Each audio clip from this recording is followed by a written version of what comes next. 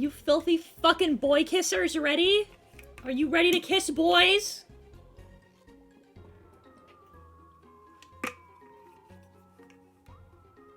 We're gonna be kissing cute boys. I hope you're ready.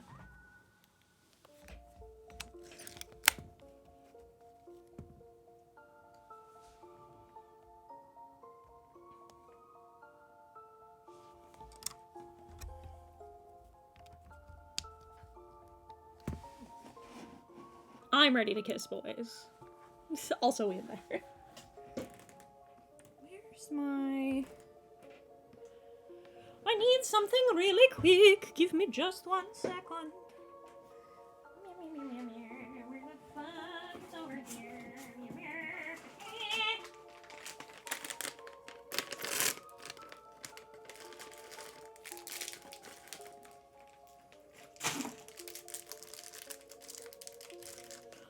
What the fuck do you mean you can't walk?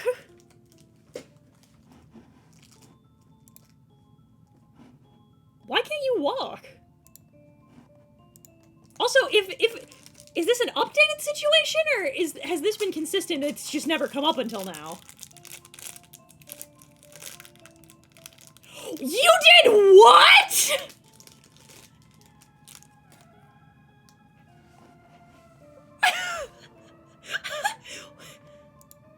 What? You legally you need to elaborate. Hang on, legally you need to elaborate. What the fuck do you mean you stepped on a knife? Wait, what happened? I heard a yell from downstairs. Daedalus just said, well, it's not like I can walk, so let's kiss boys. And I said, why can't you walk? Is this an updated situation? And he said, I stepped on a knife last night. Oh my god! What? How did you step on a knife? How did you step on a knife? I'm gonna leave because I don't want to know. Daedalus, I hope your foot heals and that you didn't do serious damage to it. I pray it gets better. Have a nice rest of your... I am abandoned.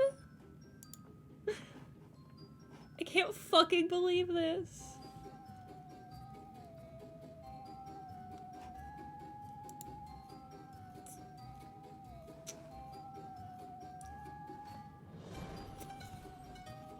Okay.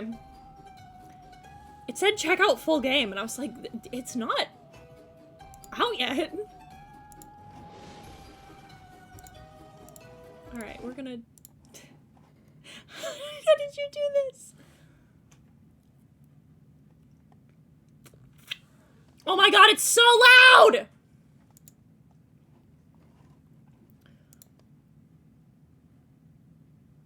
The knife, mankind's greatest enemy. Yeah, you're so right.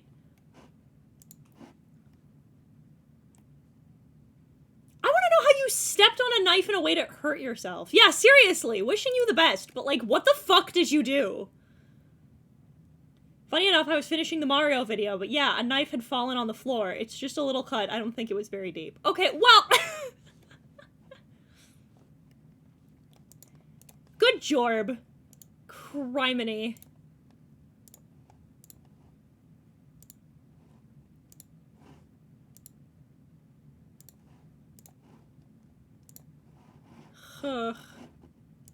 There we go. Oh my god, you're so loud!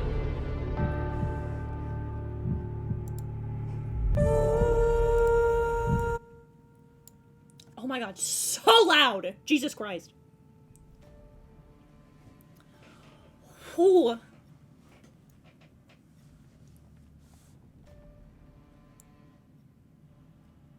Here we go. Jesus.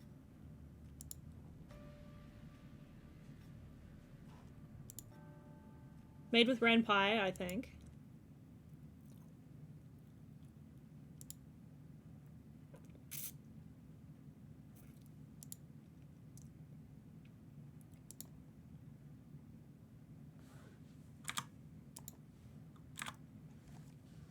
Pure content that includes, but it's not limited to, horror, graphic violence, strong language, alcohol and drug references, injury, and dismemberment. Okay, well, you know, I I thought we'd 5 minutes, chat. I thought we'd have 5 minutes where I wouldn't have to. All right, cool. I thought it was. I didn't know. Okay, so let's play America's favorite game. How good is this content warning? I think that's pretty good. Surface level. I think I am gonna say horror is a little vague. And when you're as specific as dismemberment, I think maybe graphic violence is a little too broad.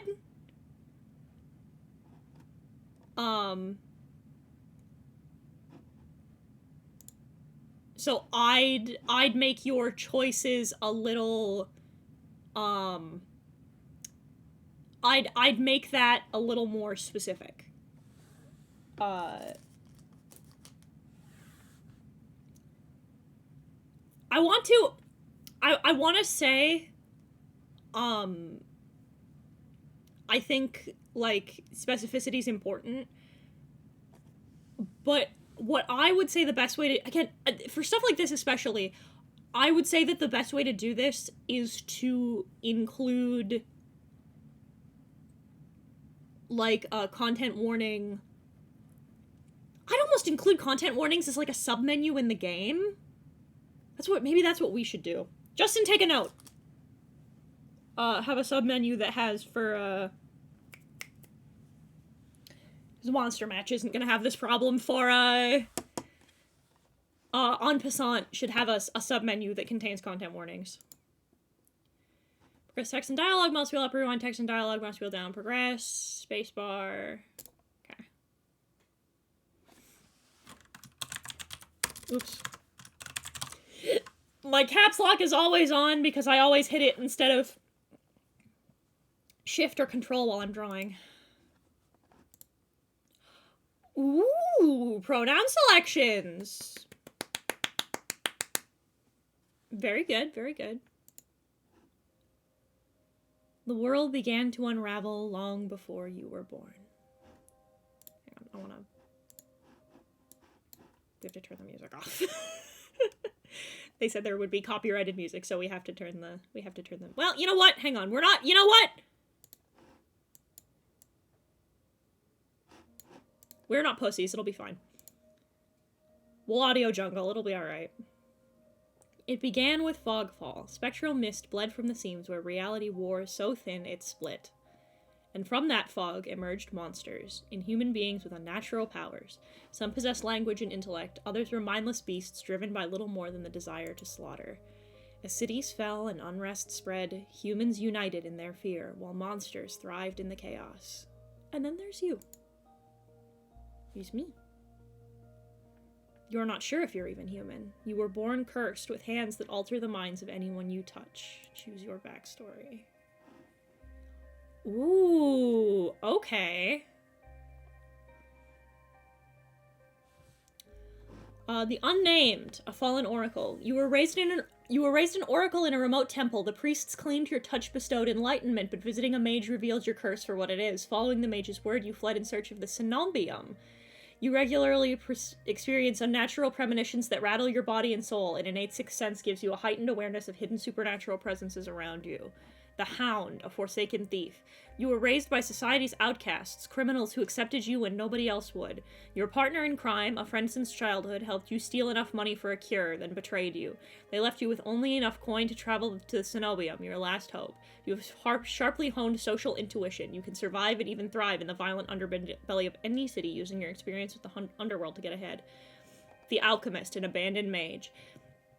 An exiled Cenobium mage took you in as a child, raising you as her apprentice. She seemed to take pity on your curse, but you discovered that she was cultivating you as a test subject. You fled to the Cenobium seeking a cure. You are an experienced spellcaster with encyclopedic knowledge of alchemy, spellcraft, and history. With a little observation, you can identify the subtle effects of magic. I don't mind having, like, the three choices, because, like, a Rolodex is, I think, a little much to ask for. So I'll take the she/her. Let's... Which one of these calls to me? Oh, here, I can... Ba-da-ba. There we go. Yep. No problem.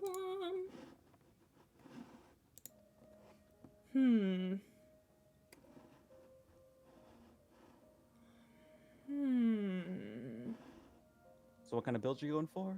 What's your build like in this dating sim? Oh, it's a dating sim. I just saw 3 screens and I'm just like, it's like a dungeon crawler or something. Let's... Which one of these seems... This one really calls out to me. I like the idea of being an oracle of some kind. That seems Also, cool. Also I figured the eye. Yeah. Your name is Hiten. You selected she, her pronouns. Your backstory is the unnamed. Is this correct? Yes.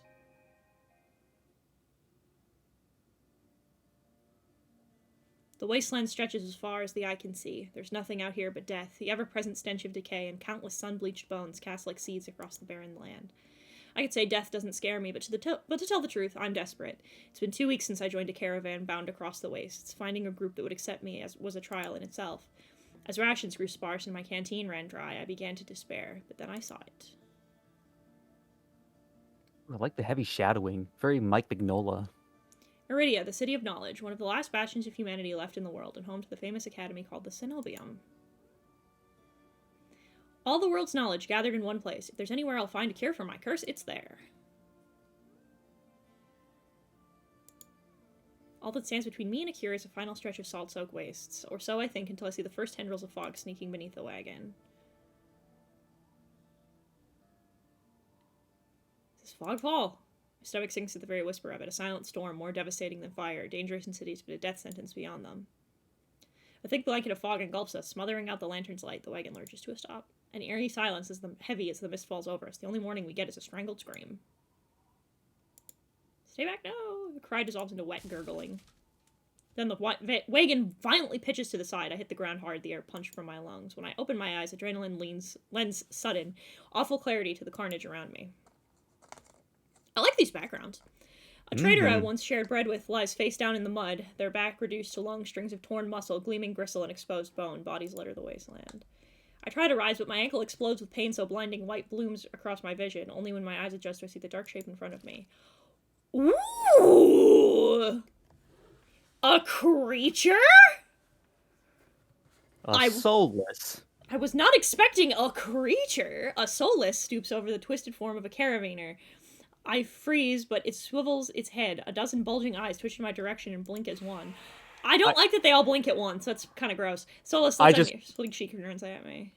I just realized its spine spikes were fingers.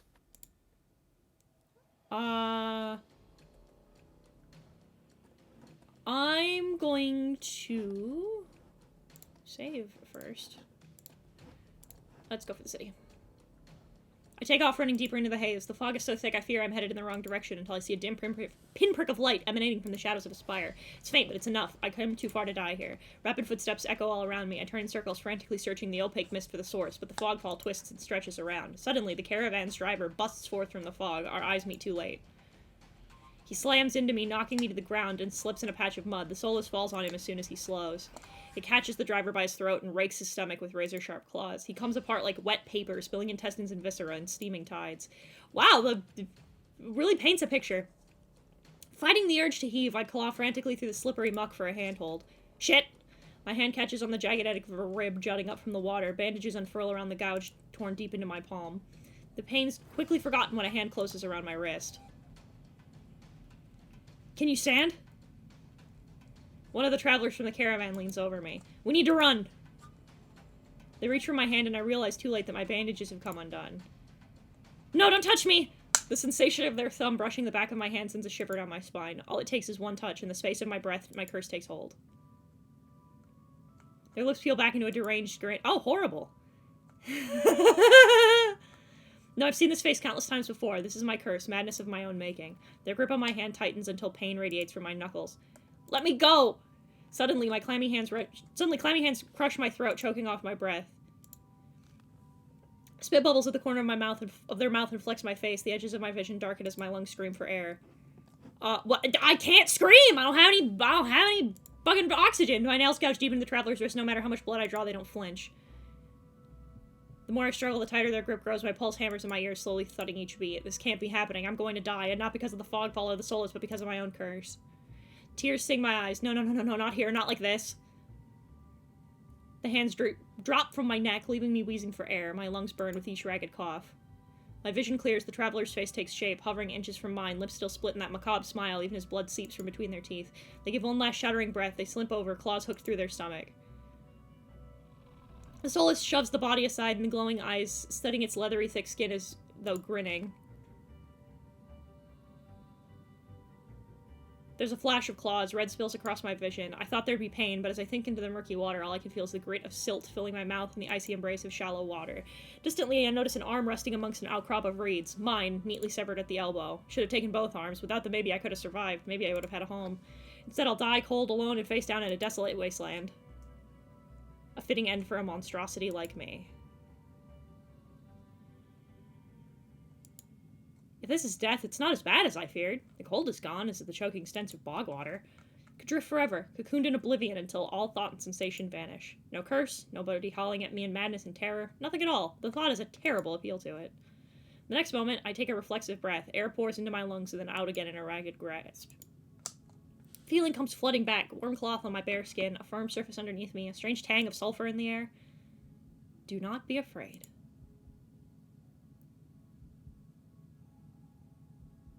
Pretty! I twist my head towards the voice. Tears flood my bleary vision at the bright glow of lamplight. Try not to move.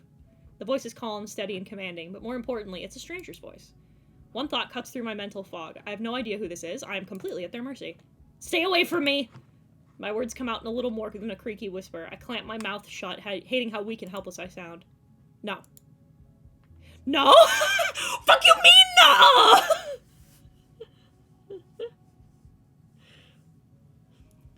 Did you say kissing boys? I did say kissing boys. I'm gonna just lay down. I'm in shit tons of pain. I'm gonna just lay down. I let myself slump back against the thin pillow, wincing when the motion jolts my head. Cooperative patient. Thank you. The words swim in one ear and out the other without much comprehension. I pull the sheet up higher, wiping my eyes until my vision clears. The stranger towers over my prone form. Warm light reflects off his pristine medical coat. I instinctively shrink back. That's when I notice I'm completely naked except for a thin linen sheet. Wow! Oh my! What's the market, chat? 21 minutes. God damn. This art style is for sure something. It's like how gay men paint.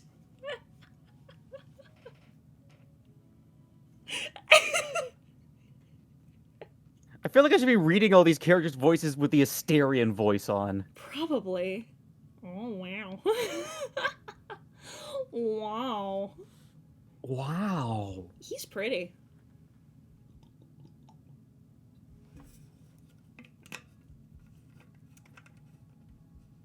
Towers over my prone form. That's not how straight people write. You're not wrong. No, it is how straight people write. It's how straight women write. We peeping the horrors and the horny. My type of deal so far. I mean, they use the word prone, so maybe they're a D&D fan. Naked, lying on a low cot with a pair of sharp golden eyes watching my every move. The man's gaze flickers to my exposed, unbandaged hands. I plunge my hands under the sheet to hide them from sight, though it's too late. He must have noticed what they look like. Strange. Cursed. Inhuman. I brace myself for his inevitable suspicion and disgust, but his expression doesn't even flicker from that courteous smile. He just watches in placid silence as I struggle to make sense of my surroundings. Where am I? Who are you? Be calm. You're safe here. Whoever this is, he clearly has no idea who or what I am. I've never been safe anywhere with anyone. Even the shrine of my childhood, the one sanctuary I ever knew, turned out to be a horrific lie. I scowl, pulling the sheet protectively around myself. Where are my clothes? Man's golden eyes narrow slightly. A sharp sigh rustles the papers in his hands. I see you're not to be dissuaded. Your clothes were torn to shreds when I found you, but I procured your replacements. The soft creak, he stands through his chair, giving me a better view of my surroundings. I seem to be in some sort of medical clinic. Bottles of silvery alchemical concoctions on the counters and line the counters in neat rows. The air makes my nose twitch, a faint whiff of smoke, and something distinctly metallic that I can't quite place. Blood! It's probably blood! The doctor produces a large, dense bundle of cloth, which he sets at the foot of my cot. He's easily a head taller than most, but I have to crane my neck to look up at him. Tall. He's so pretty! Look at how pretty he is! Permission to read his dialogue? Sure. Alright. Okay. A brief aside, and this is like a super minimal critique, but it's a personal thing. Something that always, like, especially with VNs, there's something that always gets me. It's why I'm so fucking particular about this. So, like, count this as, like, again, we're picking nits. I always get a little when, like, oh, all this dense, thick, complicated line work, you know, all of these beautiful, complicated shading, all this, like, the character art's amazing. And then the background is, thin-lined and base-shaded. It, like, it doesn't...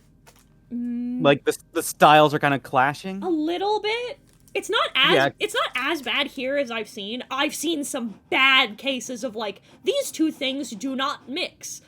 But, yeah, because, like, I was joking before, because, like, the backgrounds had a very, like, Mike Mignola style with, like, heavy shadowing and just kind of, like, contrasting. Whereas, like, the detail on these characters is very much, like Chinese, like, otome game, just, like, very overly pretty designed male characters. With, like the shoulder bits and, like, the bandolier with the test tubes almost has, like, a little bit of, like, a Genshin or a Honkai Rail kind of character vibe to it. And they have, with me, it's the line art. If the line work on this was a little different, I think it'd harmonize a lot better, but the line work's a little thin compared to the, like, really thick, again, like, just, this is one you can feel free to ignore. It's a weird personal thing. I'm not gonna, 0 stars! Like you said, it's nitpicking, but Yeah. it is your personal taste. You are the VTuber here. You are the one who can make the comments. Hey, can you go?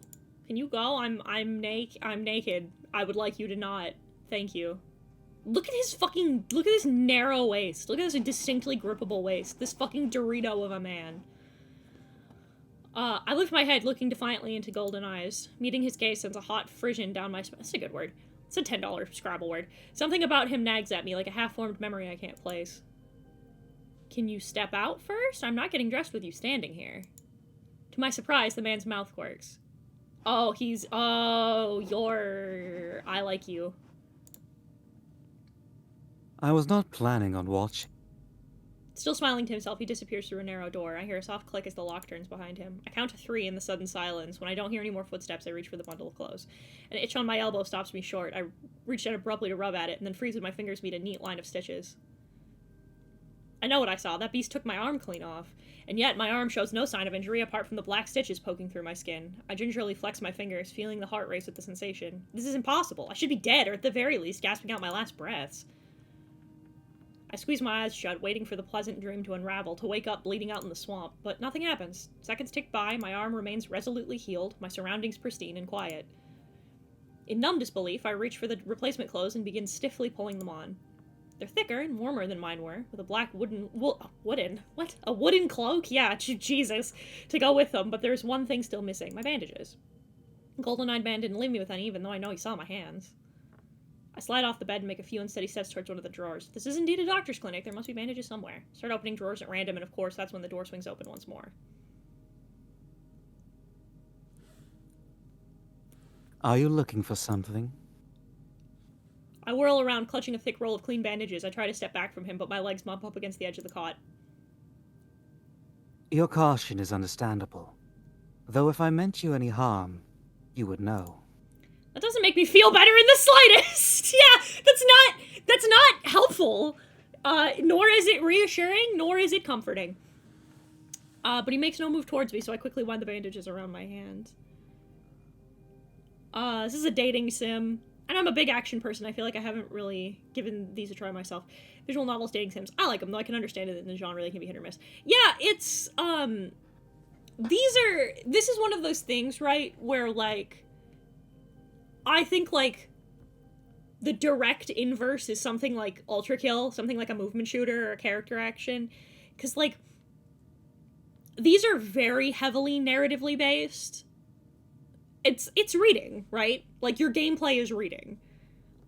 But it's all like narrative through lines and shit like that. And for some people that's just not appealing. They play video games to play video games. And that's totally a fair thing to want. It's just, but I like them. Might be my arrow asexual brain making me not enjoy dating sims.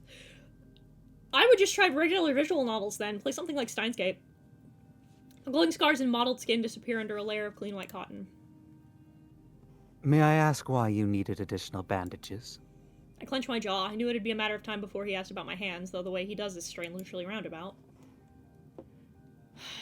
I can't just tell him? I feel like just telling him would be a good thing to do. Just be like, my hands are fucked up. Bad things happen. Tell him the truth. I don't want to do any of these. I want to be like, yeah, I have a curse that drives people nuts, so they can't make direct skin-to-skin contact with me. Maybe stick with, like, say nothing, because it's like, you want to say something, but you feel like you can't. There's no answer I could give without raising unwelcome suspicion, so I just shake my head and finish trying the bandages in silence. I can only help if you tell me what ails you. An involuntary snort of laughter escapes me. Where would I even begin? Would he even believe me if I told him? No, best to keep my curse to myself for now and learn more about him first. There's literally no reason to do this. There's literally not a single reason. Like, this motherfucker is clearly so magically inclined that he reattached one of your fucking limbs and kept you from dying. There's literally no reason not to tell him the truth. Also, like, in a world where we've established that magic is like a regular-ass thing that people just have to kind of live in fear of and deal with, like, there's literally no reason not to tell him, because it's gonna look worse on you later if something happens and he doesn't know. Like, everything you're afraid of is more likely to happen if you aren't upfront and honest about these things. Maybe she doesn't have magical insurance for it? I don't have curse insurance. We need a monster fucker lover dating sim. I'm so glad that you've mentioned that, because I'm trying to... I mean, we have that. It's called Monster Prom. I am actually on, like, listen, this is not a bit. I have had a dating sim that I've wanted to make for a really long time in the works that's, about dating hot monster men, but we're, you know, funding! Who are you? You may call me Kuras. Where exactly am I? Erida, which I assume was your caravan's destination. I can think of nowhere else for a group of travelers to go. Iridia. So I made it to the City of Knowledge after all. I should feel relieved, but all I can manage is a vague sense of increasing unease. How'd I end up here? I brought you to my clinic, of course. You were the only survivor from the caravan, barely clinging to life. You needed immediate treatment. Which you provided? Yes.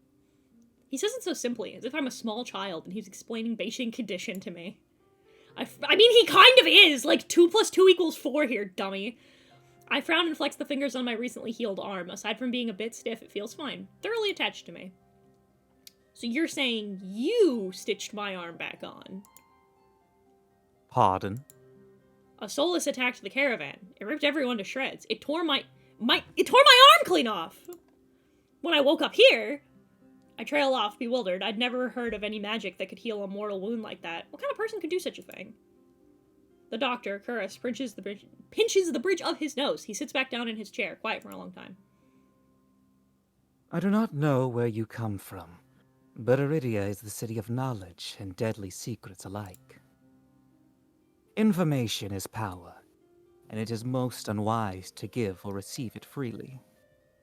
This is a wild thing to just say. Alright. Since you have refused to divulge your secret, I will not divulge mine. I do not even know your name. I was just... You are new to Iridia, so I will overlook this specific breach of etiquette. However, You should not expect others to extend the same courtesy. Do you understand? He looks pointedly at my freshly bandaged hands. Low though I am to admit it, he has a point. I am also a complete stranger to him, and if he's telling the truth, he saved my life. I take a deep, steadying breath. This time when I speak, I sound a bit more like myself. Hiten. My name is Hiten. It is a pleasure to meet you, Hiten. There's a little more warmth in his smile, his polite demeanor back in an instant. I will say thank you. Of course. Why would you not? Thank you for saving my life. I chance a smile in return. Even if you won't explain how he did the impossible, there's no doubt in my mind I'd be dead if not for Kuras. Think nothing of it. I'm not sure if he's just being excessively courteous, but his words only raise no more urgent questions. If I have to ask, why did you save me? You don't know me. Oh, so that dialogue choice doesn't matter. I'm gonna ask this question regardless. Okay. The question seems to startle Kuras. I could hardly leave you to die in the wastes. Assisting those in need is the very essence of a doctor's duty. I've never met a doctor who also handed out free clothes. My fingers find the edge of the cloak. There's a subtle but delicately embroidered pattern around the hem. I try not to think about what kind of price Kuras might ask for such well-made clothes. No, I suppose not. And I've also met somebody who's decided to speak to me while having their mouth full. Listen, I'm sorry. I've been having a really bad bout of dry mouth lately, so I have a hard candy next to me that just to keep my mouth from getting dry. I'll give you something to suck on later.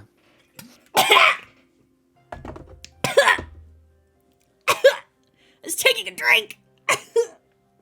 Then I had the perfect timing then. Terrible. Forgive my presumption. I rarely come across so fascinating a patient. I blink. What did he say? I simply meant that few would cling to life so resolutely, or brave such as a perilous journey to Iridia. I cannot help being curious about you, Hiten. Fair. His voice dips to a soft murmur, and he abruptly looks away from me. I don't know what to say to that! If you knew more about me, you might not like me as much as you think. Doctor or not, he wouldn't want to risk his sanity over me. No one ever does. A peculiar thing to say. Why would I have cause to dislike you? And here we are, back at my curse, the thing I've been desperate to avoid discussing. Loud knock at the front door stops our conversation cold and spares me from having to say anything else. Duty calls. Unfortunately, you are not my only patient today. Knocking grows more insistent, Curse lets out a tired sigh. Please wait your turn. Though he says it quietly, the clamor on the other side of the door abruptly stops. Do you need anything before you leave, Hiten? Oh! Between the soulless attack and my miraculous survival, I'd almost forgotten why I came to Iridia in the first place. I need directions to the Cenobium? The Cenobium? The look on his face is downright chilling. He pauses, choosing words with cold deliberation when he speaks again. Whatever you seek, it is very unlikely you will find it there. The Cenobium's gates open for precious few visitors. Even if they did, you would not like what you found inside. My heart sinks. Is he saying I came all this way for nothing? Risked life and limb for nothing? No, that can't be. I've only just arrived, and Iridia is the largest city still standing. There has to be a cure for me here. And if not the Cenobium, where would you suggest? Do you know anyone else in Iridia? I shake my head. Then I suggest a local guide. Head to the Wet Wick and ask for Leander. Excuse me, the wet what? Yeah, exactly! I'm sorry, the whomst? The whermst? The Wet Wick. You can find it beside the pleasure chest. I was gonna fucking say, he sounds deeply unamused. Follow the postings advertising Leander's bloodhounds. They are difficult to miss. When you meet Leander, tell him I sent you. That isn't much to go on, but Curris points towards the clinic's back door. You will be safe so long as you do not draw attention to yourself. It's easier said than done. I've always been a magnet for the worst sort of attention. If you require my assistance, you may return wherever you wish. Though he's smiling, there's a note of finality in his voice. Resigned to my dismissal, I slip out the back door. Slip out the back so no one knew I was there! Oh, they always come and go from the back door. I heard that joke in real life and then in the game. There's this artist on Twitter and the monsters they make are hot. Listen, I have the best currently that I could find, and that's Dio, because I love him. I find myself standing in a narrow and rather gloomy alley. I pull the new cloak up over my nose, stepping over the contents of a chamber pots that have been left emptied into the street. Something weighs heavily inside one of the cloak's pockets. My coin purse. Everything is still inside. Every last coin I'd scraped together for the journey to Iridia. Doesn't even look like it was opened. There's so few coins to begin with, they probably weren't worth stealing. I glanced back at the clinic's closed door. Curtis didn't take any payment. He didn't even ask for a future favor. He also said in Iridia secrets are power. Does he expect me to give up mine at some point? It's not exactly a comforting thought. Still, no matter why he did it, Curtis gave me a second chance and a lead on where I might find help. I'd better get going before he changes his mind. I squeeze out of the alley and into the crowded main street. The line outside Curtis's clinic stretches down the road already. Two thin peddlers queue alongside weathered elders. If any place is in desperate need of a free clinic, it's this one. The cobblestones are treacherously rough under my feet, deep grooves worn between them by regular flooding and decades of hard use. Okay, hang on a minute. So, okay. I'm here to offer, like, genuine critique. Like, I don't want to be like, this shit sucks, but, like, I am gonna have a little bit of genuine critique if there's stuff, especially with this and the writing that doesn't make a whole lot of sense. What fucking time period is this? That, like, we have caravans and chamber pots and cobblestones, but you saw the way that motherfucker was dressed. What time period is this? Yeah, because we saw from the outdoors, it was a very much like almost like Arabian style with like the pointed windows and like Yeah, pillars. and like this is a like this doesn't. I'm so confused by where, like, when this takes place. The buildings are tired and dilapidated, all crammed together in narrow streets. There's something else, a charge in the air like the shift in pressure before a storm. It's subtle, a little more than a faint, persistent thrumming, but I can't seem to shake it. A child darts by, clutching something greasy wrapped in paper. The smell of fried food drifts over to me. My stomach gives a faint gurgle. This morning's catch, fried up hot and fresh. Not too many eyeballs today. That sounds disgusting, but I'm starving, so I duck my head under the stall's grubby awning. Large fish leers up at me, its three bulging eyes still visible through the thick layer of crispy batter. The vendor gives me a gap-toothed grin. What's the cheapest thing you got? Vendor points at a metal basket of what looks like long strips of savory fried dough. Fresh long, lads. 3 copper apiece, don't burn your mouth. Take the coins out, counting them gingerly. At this rate, I might not even be able to afford dinner. Reluctantly, I drop the payment on the counter and take my meal. I do like aesthetically the way that this city looks. I think it's very cool. Very much. So the stained glass, the lanterns, the little integration of like plant life into the buildings. Very cozy. Again, like I said, my only like critique of the background illustration so far is just to make it mesh with everything. I would like, I'd like thicken the lines by like maybe 0.5 or like a whole point. So like if they're 1, make them 2 to 3, and I think you're fucking gold. Because I love these. These are really cool. Yeah, very nice. They're simplistic, but they really do give you a sense of place. 2 streets later, I pass under a wrought iron archway adorned with dangling garlands of red and pink lilies. The buildings in this quarter are a dizzying riot of color, painted walls and tinted glass everywhere I look. This doesn't convey that particularly well.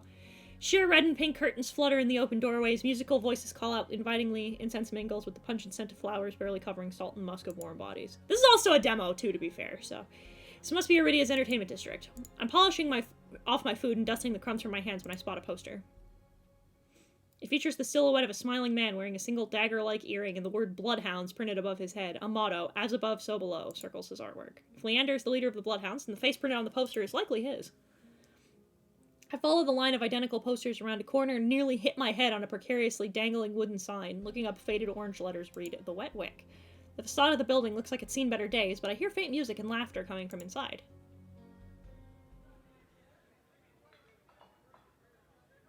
The lighting in this room's great. Oh, so cozy. This really is cozy. I like this a lot.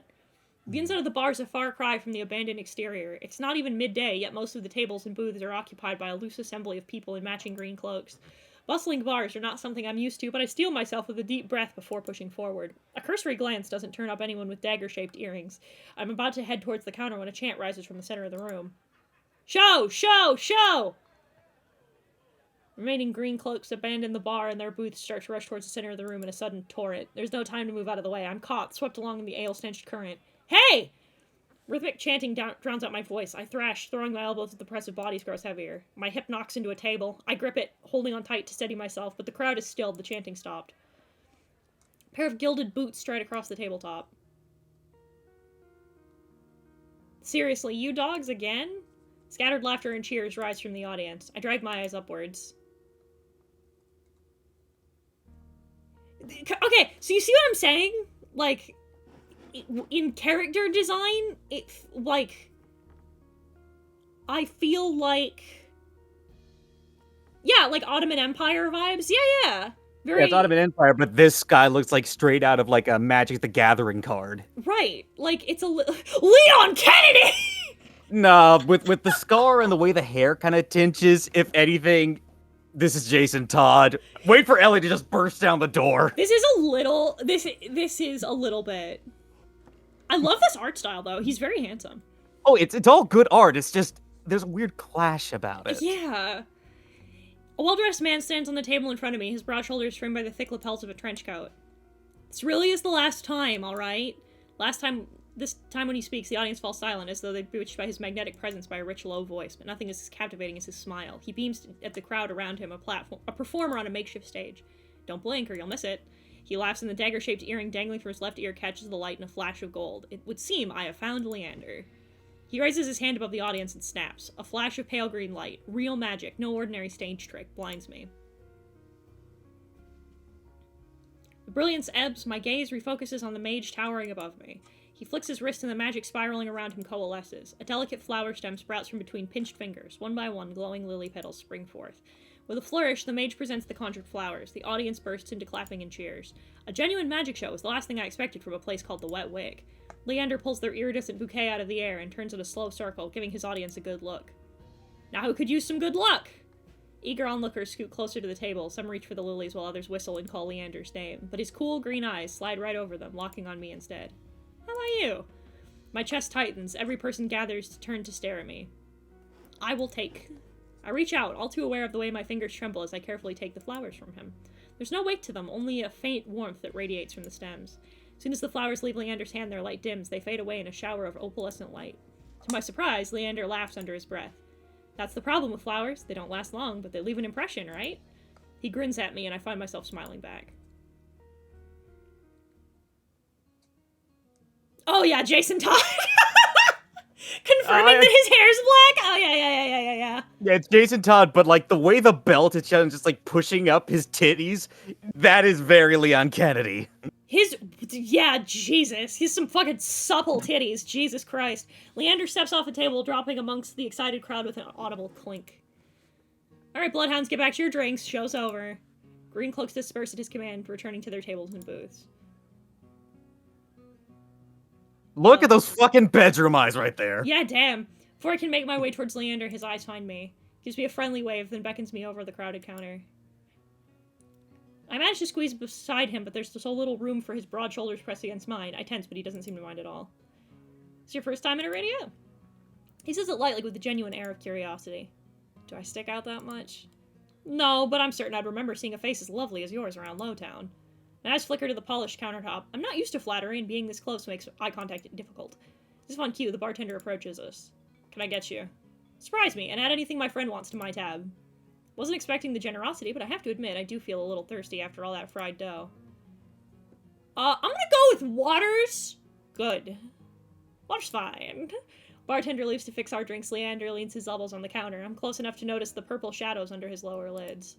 His eyes wander over me in return, but when they lock on my bandaged hands, a sour taste rises in my throat. Here come the questions. I like the detail. Yeah, he's got dark circles. What brings you to the Wick? Curris sent me?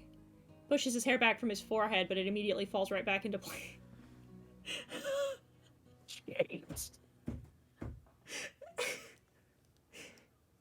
I hate, with every fucking fiber of my being, I saw the imagery of exactly what they're talking about in my head. I also like Treasure Planet.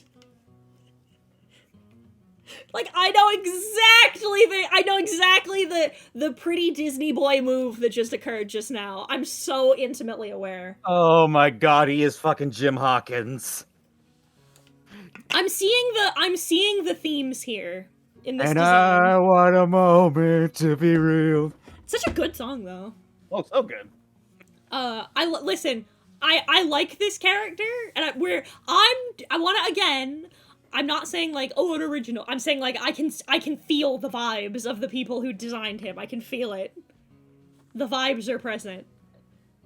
I really don't like the way the MC is written so far. I mean, they're basically cast as, you know, the token heroine character, the one who's kind of just like the blank slate for the reader to put themselves on. Yeah, and maybe it's just this particular path, but like, I don't like the like, oh, here come the questions, I'm so, like, I hope I didn't pick the worst written one, but like, I'm not a fan of this.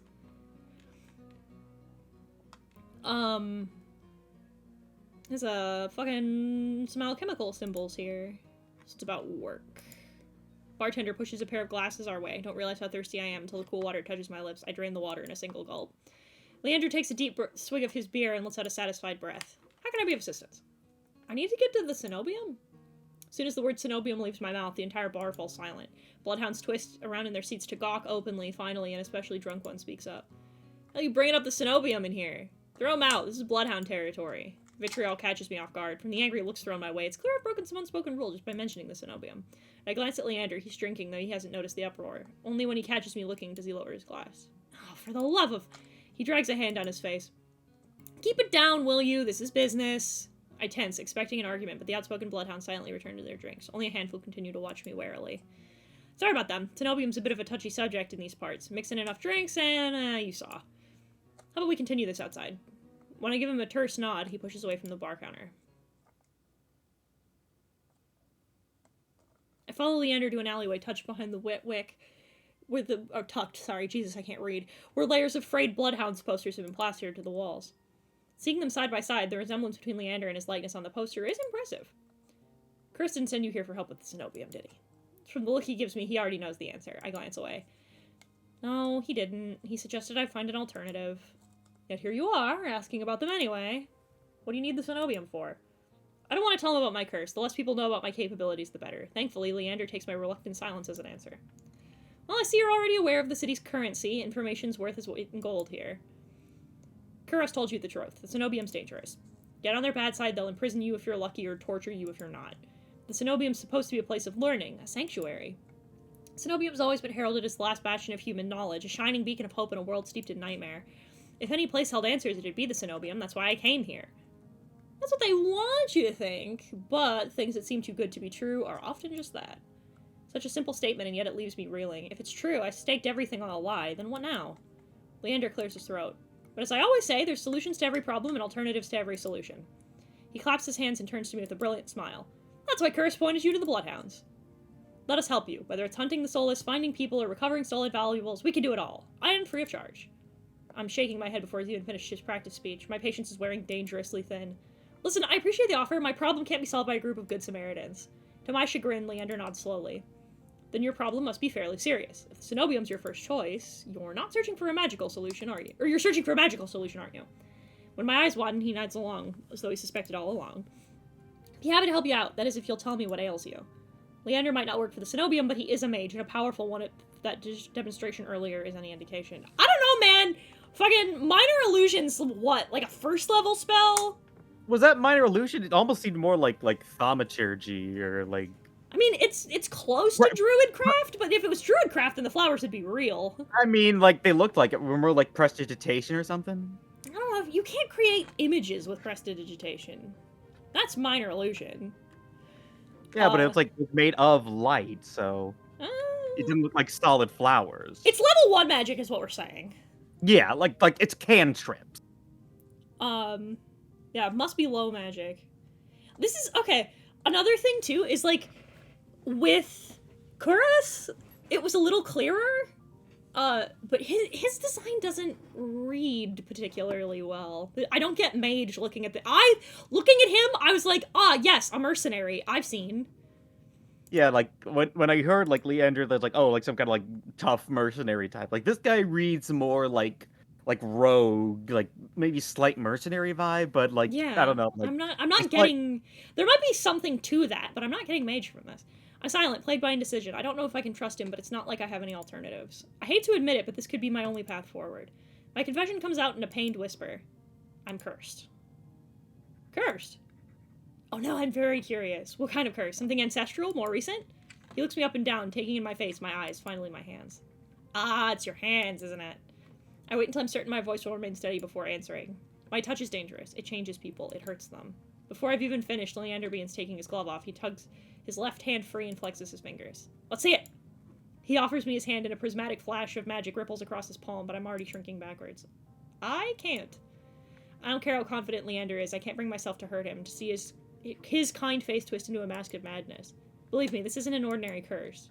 I'll be fine! Maybe where you came from, your affliction was strange and one of a kind. But spend a year in the city, you'll see 1,000 curses and thrice as many cures. You really think Curse would send you here if I couldn't handle it?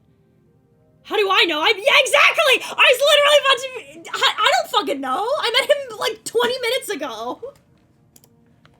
I'm as good as any mage in the Cenobium. Better, even. If they can help, so can I. You don't know what you're asking me.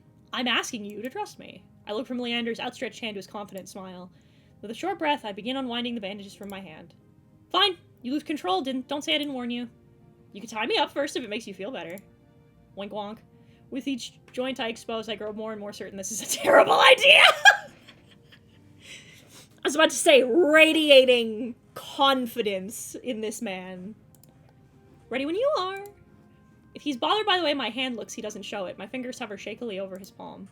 3, 2, 1. I'm gonna do it.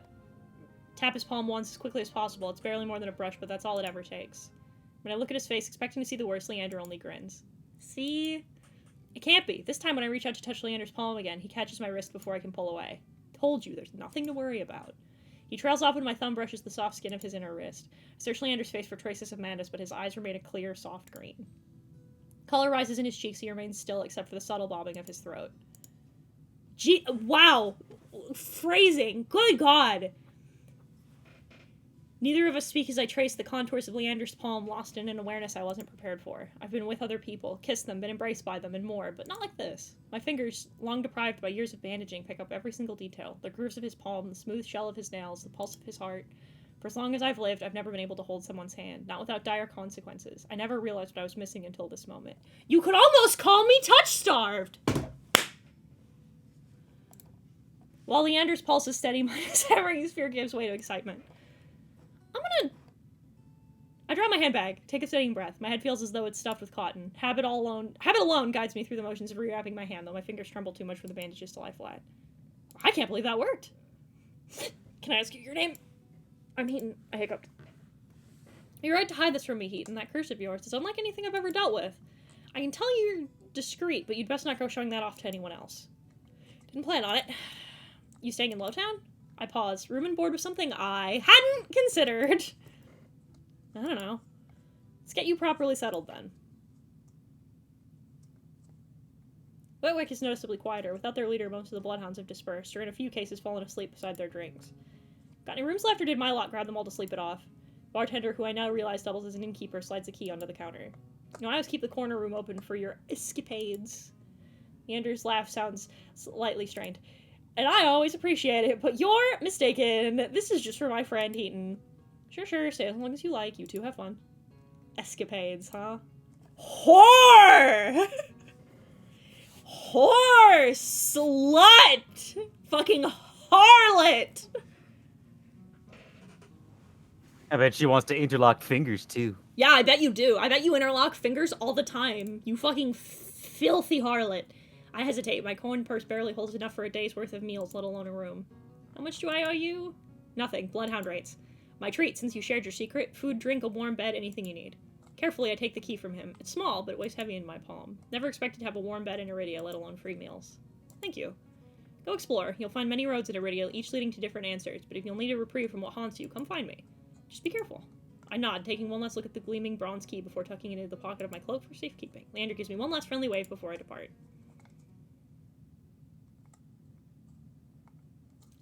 Going places, doing things. Air clings, sodden and heavy. Without the morning crowd, the sunless streets look barren and bleak. Even the peddlers are long gone. Only a pair of crows remain quibbling over stale crusts in the gutter. I feel a ridiculous pang of envy. At least they've got a reason to fight. I've never felt so lost. Curris and Leander both made it clear the Cenobium can't be trusted, but I came so far, endured so much. And in the end, It doesn't even matter! You've only to satisfy my curiosity. I should have asked someone at the bar for directions before leaving. No, you shouldn't have. People don't like you going there. I'm about to turn back when a shadow passes over me. A cloud, I think, until a puff of hot breath tickles the back of my neck. Shadow runs down the street in rivulets. It's a good word. Formless dark spreads like ink into blotted shapes. Claws stretch. A muzzle splits open to reveal long, jagged teeth. A growl rumbles low and deep. I feel it. I want to run, to scream, but I feel trapped as though the slightest movement or single breath will snap the jaws around me shut. No, I won't let it end like this. If I'm gonna die, I'm gonna see what got me first. I steel myself and then turn. The shadow vanishes quickly as it came. I'm left standing in the middle of the street, alone except for a figure reclining in the shade of a nearby stoop. Twink! We found him! We found the femboy! Dibs, I want to read for him. A monster, that much is clear from a glance. One that could nearly be mistaken for human were it not for the tufted ears, a tail curled around his ankle. The dusk pink eyes with pupils that sharpen like needles when they fall on me. Our eyes meet and the monster uncrosses his long legs. I like his eyes, they're really cool. His hair gleams a shade of red that reminds me unsettlingly of blood where it curls around his collared throat. Jumpy, aren't you? His tone is so light and carefree that I glance over my shoulder to make sure he's talking to me! When I look back, the stranger props his chin on his knuckles and regards me with an inscrutable little smile. Didn't you see that shadow just now? It was massive. It moved like a beast. Even as I speak, I'm aware of how ridiculous I sound, but the stranger's smile doesn't falter. The only beasts I've seen are the Wick's drooling Regulus, though this did catch my eye. You robbed me! With a flourish of his hand, my in-room key appears dangling from his finger. It turns on its chain, glittering when it catches the light. My hands fly to my cloak's pockets, and sure enough, find them flat. He crooks his finger, beckoning. You fucker. You've already taken 2 steps forward before some stifled instinct stops me. Something feels wrong. Look at his fucking thighs. Jesus. Still on the edge, thrumming with so much adrenaline that the stranger's shadow flickers at the edges of my vision. I always attract the worst kinds of attention, but I can't get rattled now. Who said it's mine? That's not mine. Where did you find that? How'd you even find it? The key. What can I say? I'm a sucker for shiny things. He smiles wide enough to reveal pointed canines. I saw you drop it. You really should be more careful. City like this, somebody might take advantage. You robbed me. A bald-faced lie without a hint of irony. I can't figure out how he picked my pockets under my nose, but I'm certain he took my key and I need it back. I approach the man, careful to keep arm's length away. He doesn't look dangerous, but the most deadly ones never do. Facts. Stranger's chain softly clinks with the tilt of his head. His ears flick. Keeping your distance? I'd be stupid to trust you. You think I stole your dinky little key? From all the way over here. He gives an exaggerated sigh. I'm good with my hands, but not that good. Do I really look like a common thief to you? You look like a common something, I'll tell you that. He's got me there. The sheer fabric of his sleeves alone would be too expensive for most street thieves. Hell, his shoes look like they cost more than I spent traveling here. Then there's the shop behind him. No matter the city, parted pink curtains only ever mean one thing. I'm not looking to buy. I doubt I could afford your services anyway. Luckily for you, I don't charge. What the fuck is it with people and doing fucking work pro bono? Is this the fucking communist utopia? What the fuck is going on? Well, that's kind of the thing. The first one's free, the rest costs you. Fair. Man runs the tip of his tongue over a fag, and for the first time since I stepped into the shadow, I feel something other than dread. My face grows hot. Whore! That's not what I meant. I'm flattered, really. Were sex my trade, I might make an exception for you. How about half off for a handy? Shut the fuck, pervert, whore, or you could give me my shit, you fucking thief. Ask nicely, and I might even let you tug my tail. Just give it here. I just imagine he says that, he just like pulls the tail over your neck like a boa. Fucking yoink. So some spindly little street urchin can snatch it and run. He raises my key and tilts his head so he can watch it dangle back and forth. I suppose I could just claim your room for myself. Not that I'd be caught dead slumming it in the wick with the rest of those slack-jawed imbeciles. Listen, he's not wrong. We were there for 20 minutes and he's not wrong. You're obviously not from around here, so tell me, traveler. What misinformation brought you to this wretched place? His voice practically drips with derision. It's another good word. I'm not telling you anything. What could have possibly drawn you to this dreary little pig pen, I wonder? He listlessly watches the arc of my key swinging around his finger. The weather's shit, the food's dreck, and there's entirely too many monsters for a human to feel safe. Unless... Dagger's sharp eyes flick towards me. They gleam with amusement. Unless you're just dying to consort with monsters. Are you calling me a tetraphile, sir? I can't believe this fucking accusation. Shut the... What? Me? A monster fucker? Me? By now, my embarrassment is worn away, leaving simmering impatience in its place. If this is a shakedown, it's the most frustrating one I've ever heard of! Now, we do not kink shame here. Listen, I like... I'm gonna be real. I really like this game, so far. There's a lot of cool shit here. I am gonna say real fast, the wording, is a little book talk erotic fantasy for my liking. Personally, but I like what's happening here. I'm having a good time so far. Again, if it were me, it'd be if this is a shakedown, this is the most annoying one I've ever been in. I'll fucking flirt with femboys. Are you done, or did you plan on flirting with me until night falls? Give me my fucking keys. He touches his chest in mock affront. You won't... Oh, whoops. Sorry. How can you be so... There you go. You wound me. How can you be so immune to my charms? You're about as charming as an ox and half as subtle. I suggest you go practice your seduction on someone instead. Interested. That earns me a birth of breathy laughter. How about you teach me the ropes? Show me a thing or two. The more he flirts, the more convinced I become that this is some kind of trap. No matter how innocent monsters look, they always have tricks up their sleeves. Something tells me that this one's more dangerous than he lets on, even if he has a lovely laugh. I don't know what you want or why you're fucking with me, but I'm not coming any closer until I know you aren't going to attack or bite. I don't bite. Hard. Unless you beg me. No matter what I say, he finds a way to twist my words into innuendo. Even when I'm silent, he goes on as though we're having a conversation, not a standoff. Do you like dancing? There's a traveling troupe performing in Hightown tonight. Their luteus is utterly exquisite. Truly a performance to die for. There's life in this dreaded place, if you know where to look. You sound like you know the city well. The man's gaze flickers from me to the key dangling from his finger. Naturally.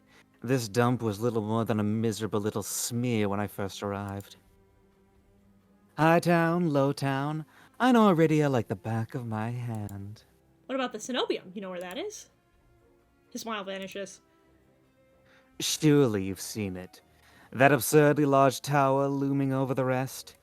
It's a little hard to miss. He must mean that spire I noticed when I first caught sight of Iridia. The Cenobium's overrated. Forget about it. I can show you things those stuffy boars in their limp-dick tower couldn't even dream of. I've already got plans. Oh! Have you some pressing matter at the Cenobium? Lunch date with librarians. Tea time with the most esteemed abbess. It's my business. What does it matter to you? I square my shoulders and the amusement bleeds out of him.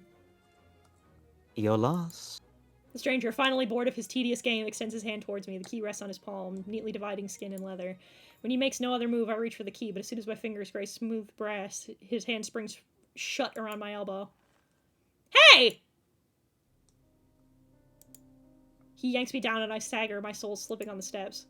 For a sick moment, I fear my bandages will unravel under his touch, but he's careful not to disturb them even as his fingers dig into my arm. I knew I smelled blood. You reek of death and the road. And that fucking doctor. His voice, once silken, lowers to a smoky growl. The shadows around him seethe and boil as he pulls me closer. And something else. He murmurs against my throat, nose grazing my jaw. Let go! I try to twist away, but he doesn't budge. His breath trails down my neck, sending a thrill of dread through me, but when I fear he'll bite, he takes a deep whiff instead. Weird. Don't fucking sniff me, you fucking furry! Get the fuck out of here! His wide, flat eyes gleam with naked hunger as he gazes up at me. Not quite human, not quite monster. Seems we're both. There! The stranger's ears flatten and he releases me with a short breath. I yank my arm back, massaging where his grip left grooves in the bandages. The stranger twists around to watch a woman duck out from the curtains behind him. Her pressed uniform marks her as a cleric of the Cenobium. I leave you for what, 10 minutes and you're making trouble again? Will you quit harassing the tourists? The stranger, Veer, I take it, rolls his eyes and flashes the cleric a withering smile. So suspicious. Can't you see this is a friend of mine? A natural liar. He grins at me with his tail swishes minutely. The woman purses her lips at me, clearly unconvinced. I open my mouth to correct him, but Veer cuts in. I was graciously offering my dear friend some free advice. Though his voice remains light and cheerful, his expression darkens. Danger's drawn to you like a moth to flame. It will always find you given time. The woman clucks her tongue as though she's heard this recital 102 times. Word of advice, don't take free advice from lazy foxes lounging in the street. This crook would sell water to a drowning man for the sheer enjoyment of it. She shrugs off a wilting look from Veer. Oh, please, any friend of yours knows it's true. Now hold still. Veer rises gratefully at her approach. He pushes his hair aside so it drapes over one shoulder, exposing the long line of his neck. And suddenly it dawns on me that the jingling I heard earlier wasn't coming from the harness attached to his collar, but a leash. A heavy iron chain wound around a hitching post and padlocked to the back of his collar. Veer posed deliberately to hide his leash from me. The woman produces a keyring from her pocket. She rifles through a dozen identical keys before selecting one and slotting it into the lock. Come on, unless your friend's tagging along on our merry little soulless hunt. They're hunting soulless inside the city? Words momentarily fail me. The woman regards me with a polite, if tight smile before marching down the stairs. Veer lingers. He stretches his arms over his head with a yawn, and I try not to stare at the way his stomach flattens when he arches his back. Your little secret's safe with me. Try not to get yourself killed, Veer hops off the stoop and bounds after the woman. His tail sways merrily as though he hadn't just lied and threatened me.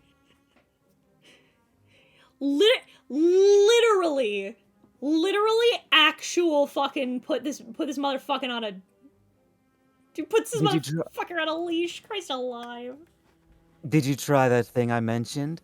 The Lovetian knot?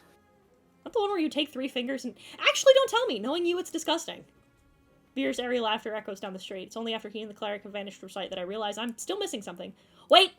Reflexively, I shove my hands into my pockets and find it. The room key. I pull it out of my pocket and raise it to the light just to be sure. A nagging feeling distracts from my relief. I don't know what Veer's game was or what he wanted from me. All I know for certain is that the Cenobium saw fit to leash him, a fate I could share if that's what the vague warning meant.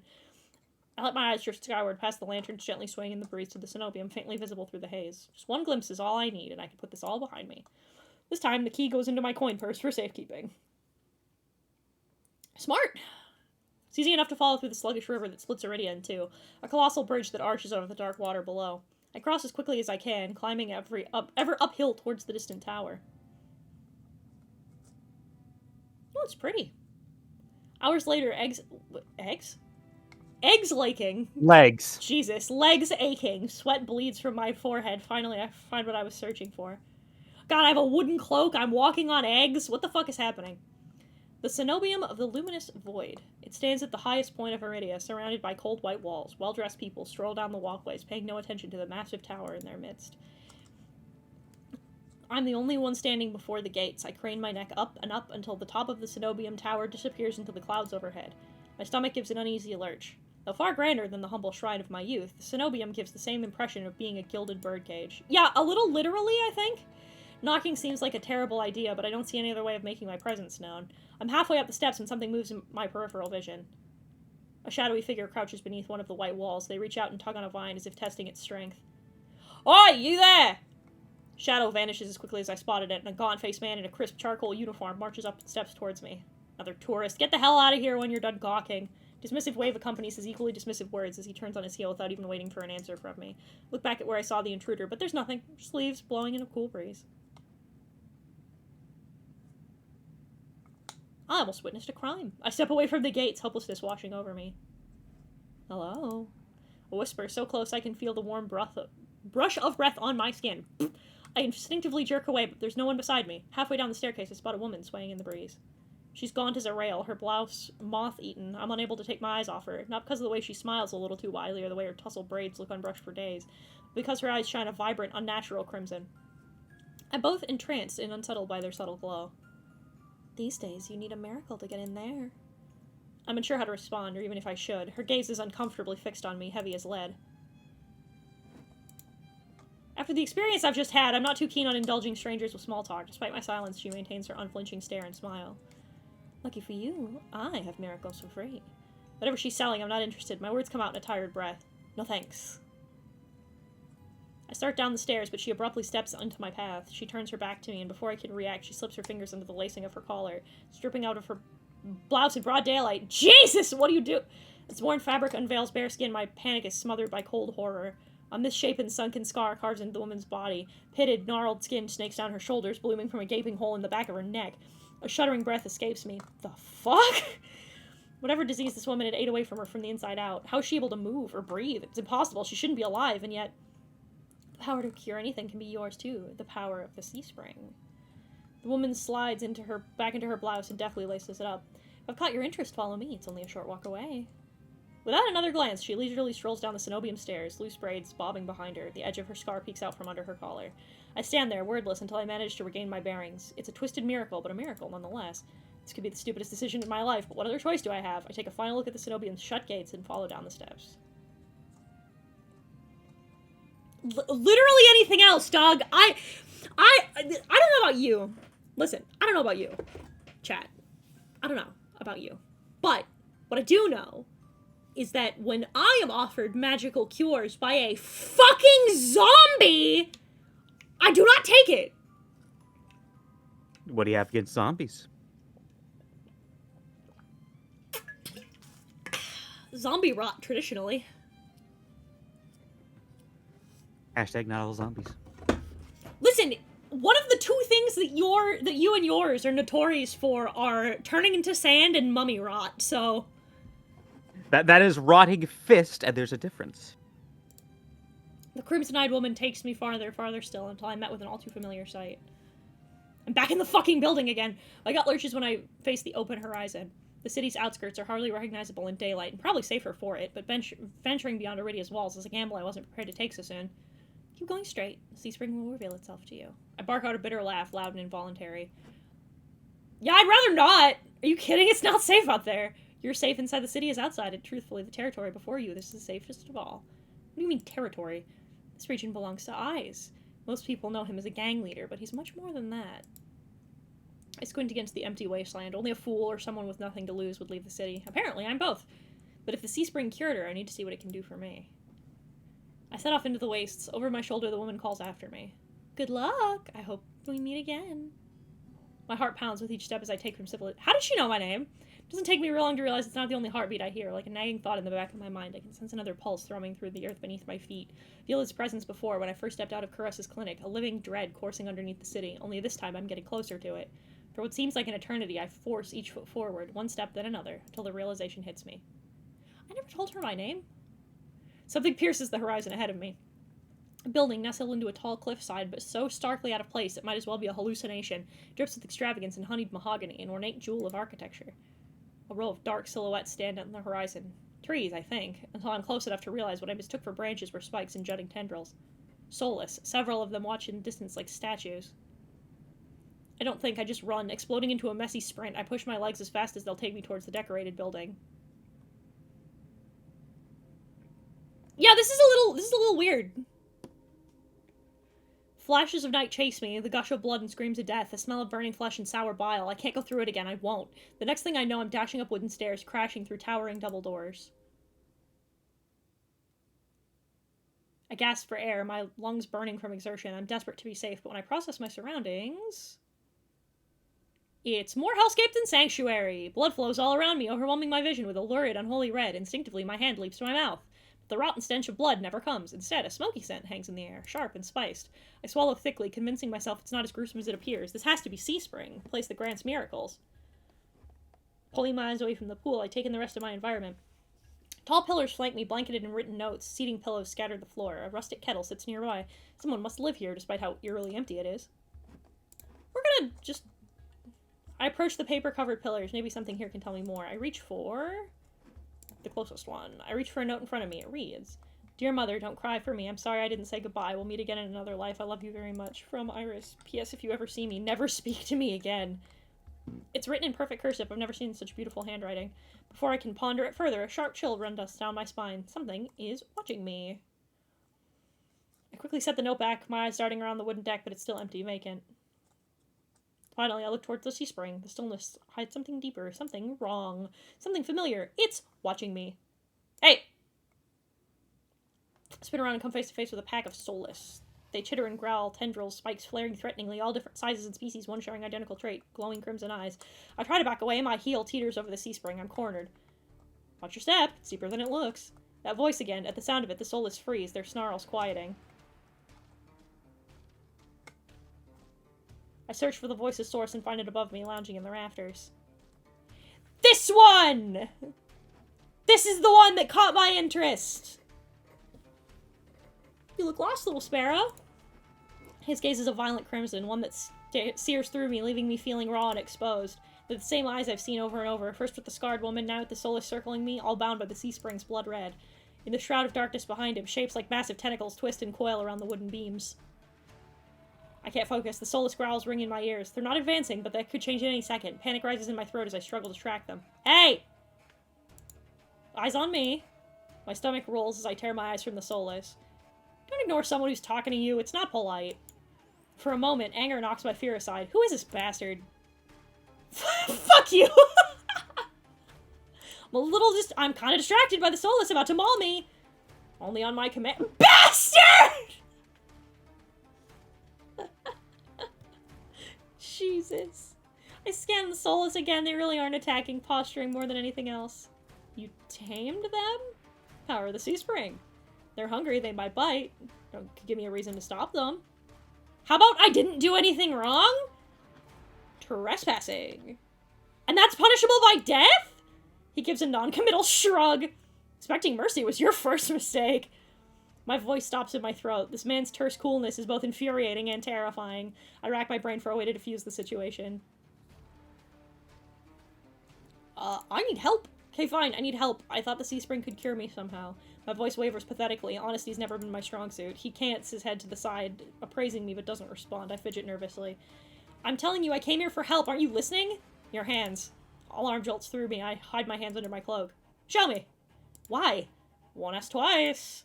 With a sharp huff, I reluctantly hold out my bandaged hands. You getting off on this? Unwrap them. Heat rushes to my face and fire to my tongue. I should give him a piece of my mind, but not when the soulless are one command from ripping me to shreds. Yet no matter how much I will myself to move, my body's frozen in place. I stand there for a long, agonizing minute. My hands are trembling when I finally raise them. I know the skin beneath the wrappings all too well, the hideous, unnatural flesh I've grown to despise. I grip the edge of the bandages. Stop! With a weary sigh, the man slides off the beam and lands with a thud that shakes the panels underfoot. He's a monster, with an imposing figure that towers over me. Couldn't tell how tall he was before, but he's big. Illuminated by lantern light, his features are stronger, sharper. Subtle clinks of metal accompany each of his footsteps. The closer he gets to me, the faster my heart hitches. What does he want? Is he gonna kill me? I step backwards. And I find nothing to set my foot on. I'd forgotten my back was to the Sea Spring, and I fall right before a warm hand catches my lower back. I'm hovering above the Sea Spring, the scent of smoke and leather enveloping me. Blazing crimson eyes bore into mine. Told you to watch your step. I'm too stunned to muster a response.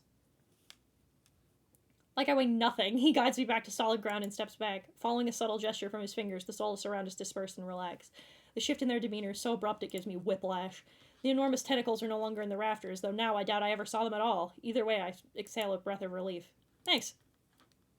As focused on me as he was before, the monster pays no attention to me now.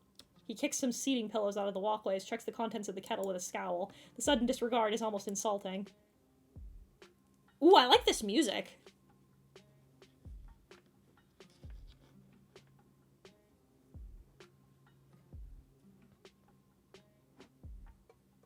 Yeah, I like this music a lot. So that's it? I'm not a threat anymore? You never were one. Why'd you threaten me? People get honest when they're afraid. In other words, he was messing with me. I drag a hand over my face, exhausted by the fact that this is the second time monsters provoked me today. Your eyes, aren't you? Depends who's asking. One of your friends told me this was your territory. She also said you were a gang leader? There's no one else here. I thought there'd be more people. Ice picks up the kettle and walks to the edge of the sea spring, then dumps out the contents into the endless red.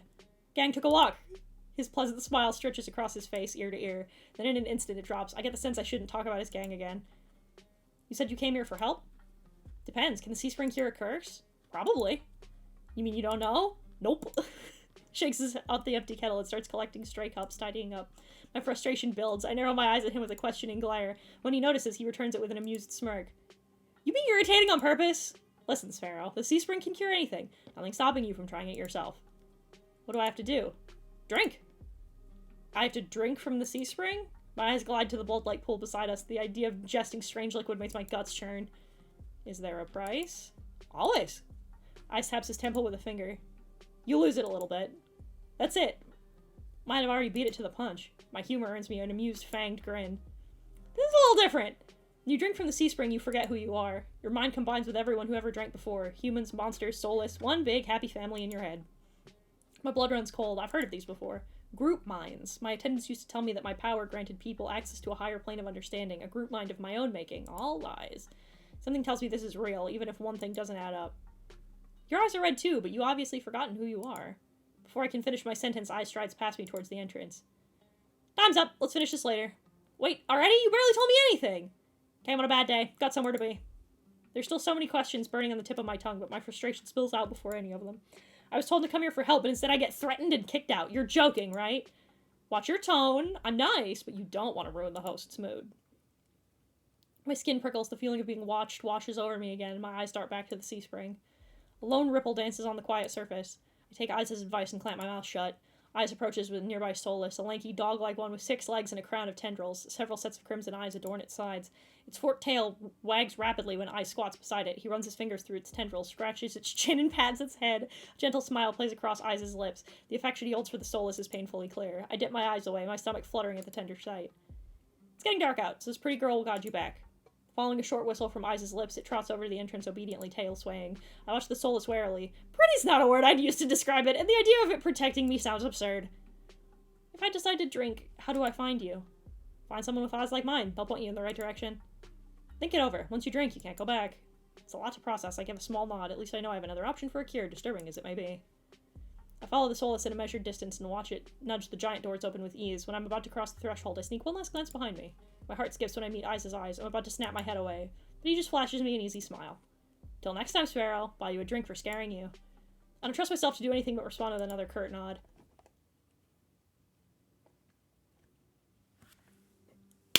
So far, Eyes is the winner.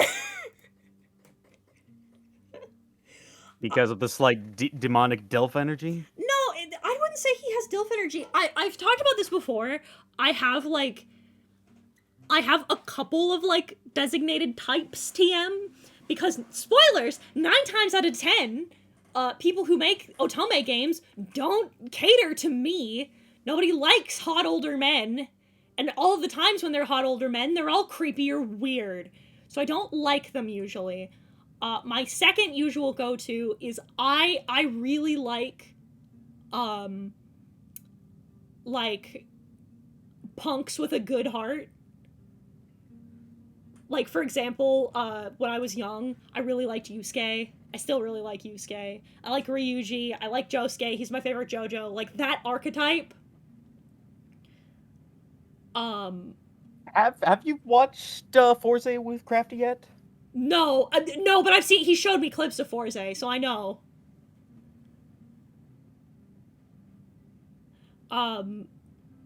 So I like that archetype.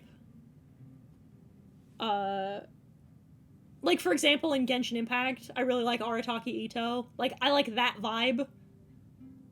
And I saw... The Oni punk look, I get Yeah, you. yeah.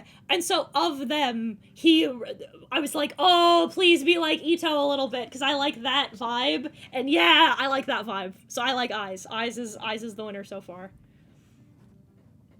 I do also, I'm not a fan of Leander so far. He's not my type. Fucking Foxboy is really not my type. I really don't like that archetype. It makes me really uncomfortable. But then again, I'm, as an ace arrow, I've said before, I don't like the object being the object that's being sexualized, so that archetype always makes me really uncomfortable. But like, the Doctor is a close second. I like him, he's cool. It's not an eventful trip. Sometimes the souls look over its shoulders at me to make sure I'm still following.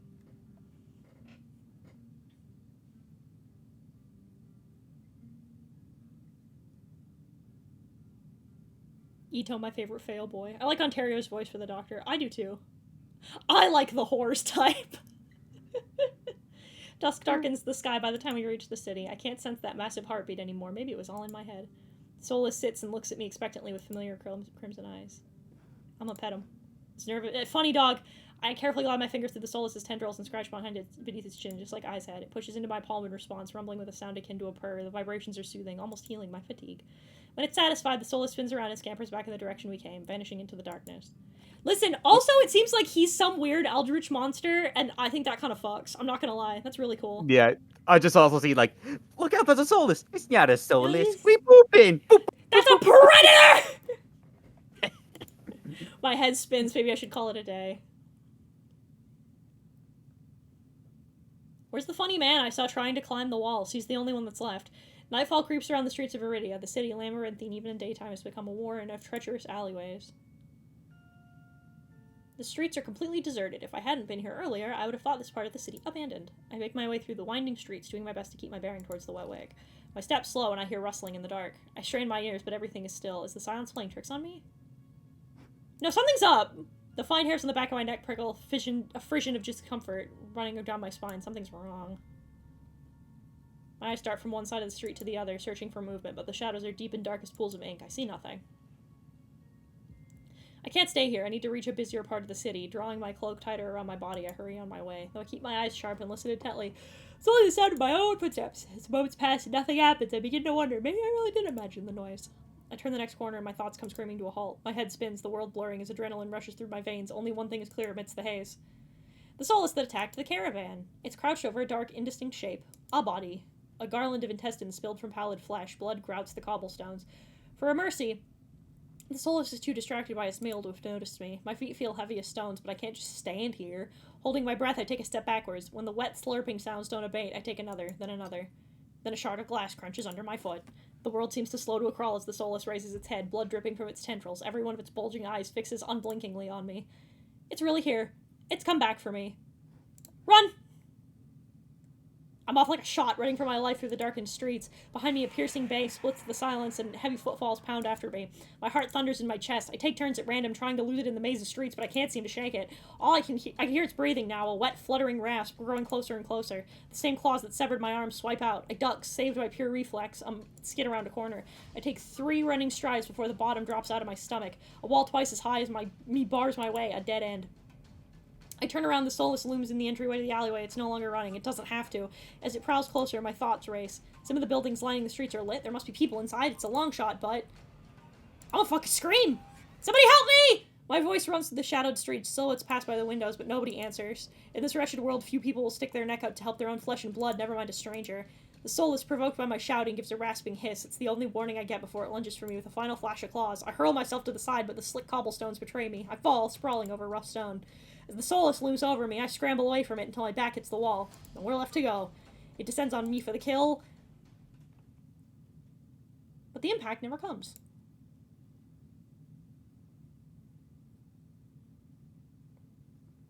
I warily crack one eye open, then the other.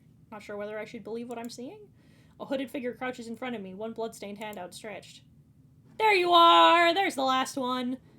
Moonlight silvers the edge of their stiletto knife. Their face and hands are splattered with blood, and the soulless... My arstite passed by unexpected respite from the misshapen form behind them. Solus's many eyes, one restless and vibrant, now look dull and waxy. Red pool spreads from slowly under its body. No more shock, I can't help but stare. It's dead! After all the people it's killed. After nearly killing me twice. I can hardly believe it. Well? Oh yeah, go ahead. I gingerly take the offered hand. The stranger's gaze dips to my bandages, pale lips part on the brink of a question, then close again.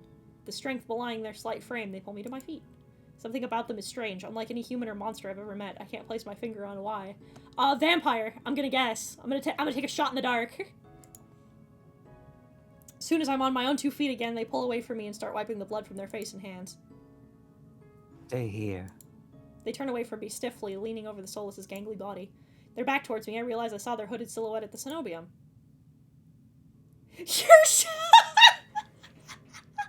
You're awful short for a stormtrooper.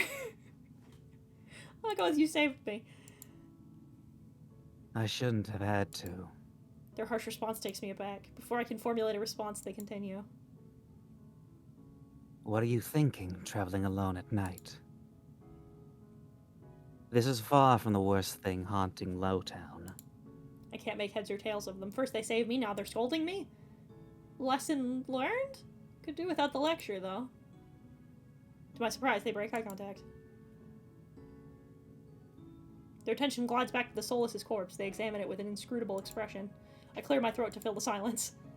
I'm... Hiten? Mihin. Suddenly Mihin tenses. Their blade flashes as they drive it into the back of the soulless's neck. Soulless thrashes once, letting out a rattling hiss as the air leaves its lungs. Mihin leans on the blade, driving it deeper and deeper until there's a sickening crunch and the creature goes limp. My heart thuds in my chest. It must have been clinging to life by a thread. Mihin straightens up, withdrawing their blade in a single smooth motion.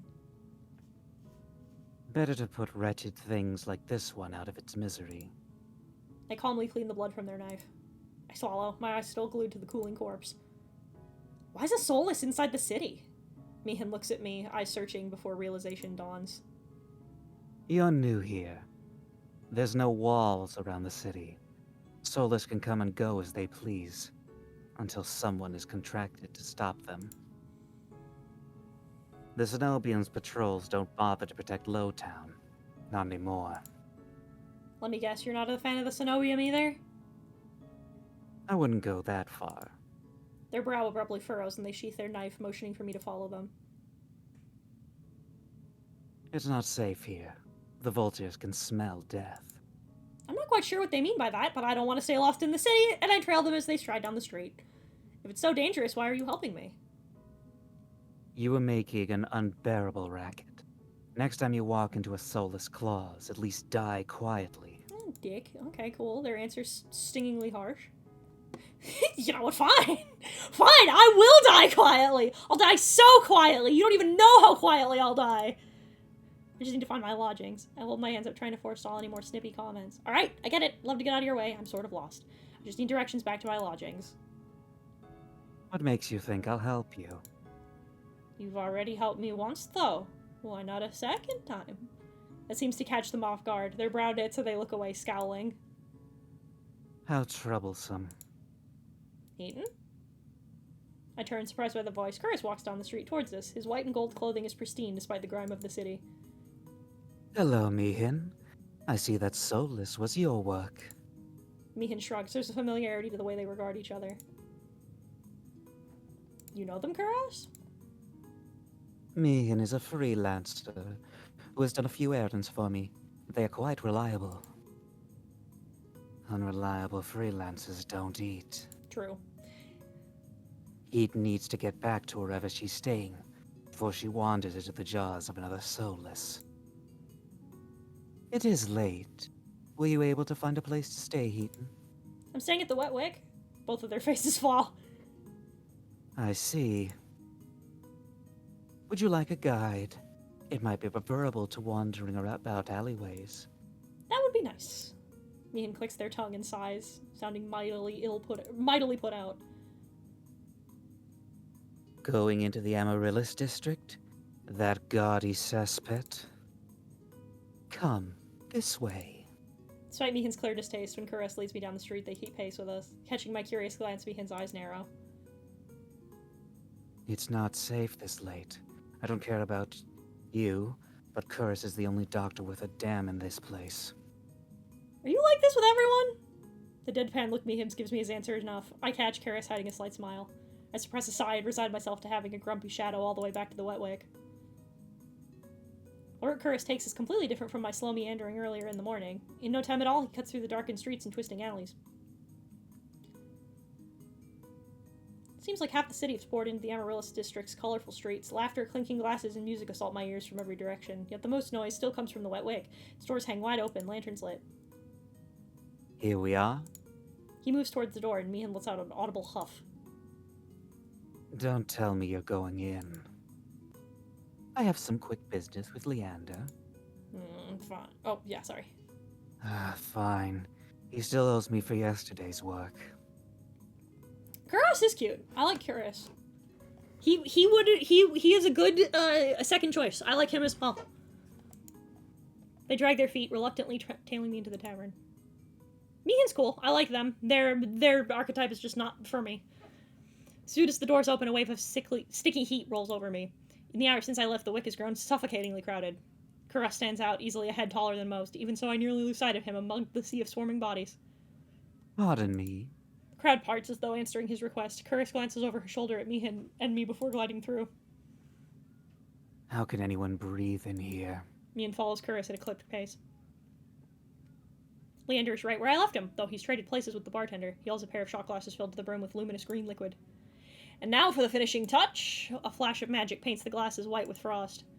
You're never gonna guess what's in these. Leander slides the glasses across the bar, and I get my third and fourth shocks of the evening in rapid succession.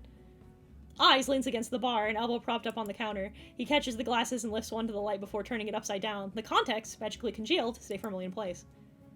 You're supposed to make drinks, pretty boy. Don't tell me you're wasted already. Veer, perched on the bar's counter beside Eyes, takes a single look at the shot glass and shakes his head. What have we here?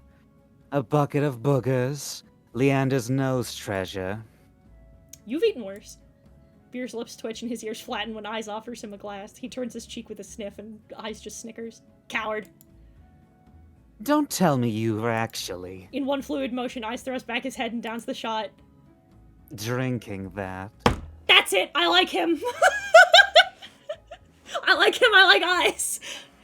It's just pussy. Dark look crosses Eyes' face. It's chewy. Chewy? Wait, let me try again. Behind me and grumbles. I told you this place was a nest of degenerates. It doesn't Kuros and me in! At the sound of Leander's voice, me and pale eyes grow wide. They look ready to bolt until Kuros sets a hand on their shoulder. I promise this will not take long. Meehan's eyes dart from Kuros' hand to his face, then soften. Fine, you first. While they step forward, I linger behind, struck by a sudden revelation. All the people I've met today know each other. Good evening, Leander. I'm... Eyes. Another drinking competition, I presume. Is it evening already? Could have sworn it was earlier. Some friendly rivalry, Doctor. Nothing to be afraid of. Kuros acknowledged Leander's and Eyes with the slightest nod, ignoring Veer entirely, not that Veer seems to mind.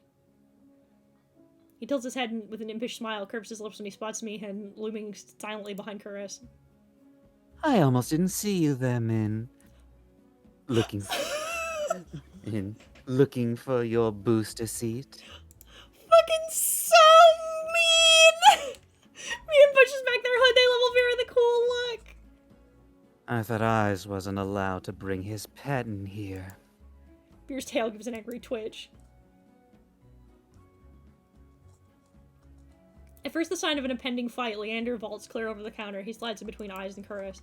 Now, let's try and keep the peace. It's not every day the esteemed doctor takes us up on a drink. His arm snakes around Kuros' shoulders. You're finally taking me up on the drink, right, Kuros? I'm afraid not. We were merely escorting Hiten back to her lodgings. Kuros gestures in my direction and my stomach sinks. I reluctantly step into the light. As soon as he sees me, Leander's face brightens. Hiten, it's been too long! It's been 6 hours. Everyone, this is Hiten. She's new to Iridia. I feel 5 pairs of eyes fixed onto me, and then suddenly the bar feels suffocatingly small. My voice nearly catches in my throat. Hi again. Again? Wait, you've already met everyone? I and Veer level me with subtly amused expressions. Veer's tail gives a lazy wag. We did! Not that long ago, either. Mm-hmm. I'm starting to suspect she's stalking me. He looks far too pleased with himself when I roll my eyes. This calls for drinks. What does everyone want? In an instant, all eyes turn to Leander, freeing me from the burden of attention. I still can't believe they all know each other. Watching them talk amongst themselves feels surreal. But for the first time since I undertook the journey to Iridia, I feel a faint glimmer of hope. I know I was meant to meet them. The low, pleasant rumble of Leander's laughter pulls me from my restless thoughts. Color me surprised. You make friends fast. I wouldn't go that far. We're more like acquaintances? A wise man once said that acquaintances are merely friends you haven't shared a drink with yet. A wise man? You said that here last week. I can hear Meehan's lips curl with distaste from across the bar. Leander clears his throat and continues, unperturbed. Toast to Heaton's health. Care to join in, Doctor? Curtis politely declines with a wave of his hand. How about you, Meehan? No. Are you? No. A resounding pop pierces the din of the bar. We all turn in the direction of the noise. Veer looks almost bashful as he accepts an overflowing flute from the bartender, poured from a bottle so old its label's been worn blank. Is your champagne here? Since when? Veer pauses in the middle of licking champagne foam from his fingers with a coy smile. You don't mind, do you? In a transformation as impressive as a magic trick, the concern on Leander's face vanishes. He laughs softly. No, be my guest. I know you've got expensive taste. Then he shoots the bartender a frantic look, unbothered or uninterested in his company. Eye cants his head at me, a light smile on his lips. How about you, Sparrow? I did say I'd buy you a drink earlier. No, my treat! I regards Leander over the lip of his glass, and the dim light that glint in his crimson eyes looks downright dangerous. What'll it be? Water's fine. Allow me. Leander pushes away from the counter to go flag down the bartender, leaving me with Curtis and more distinctly Meehan. I'm not the least bit surprised that neither's bothered ordering anything. They both seem ready to leave at a moment's notice.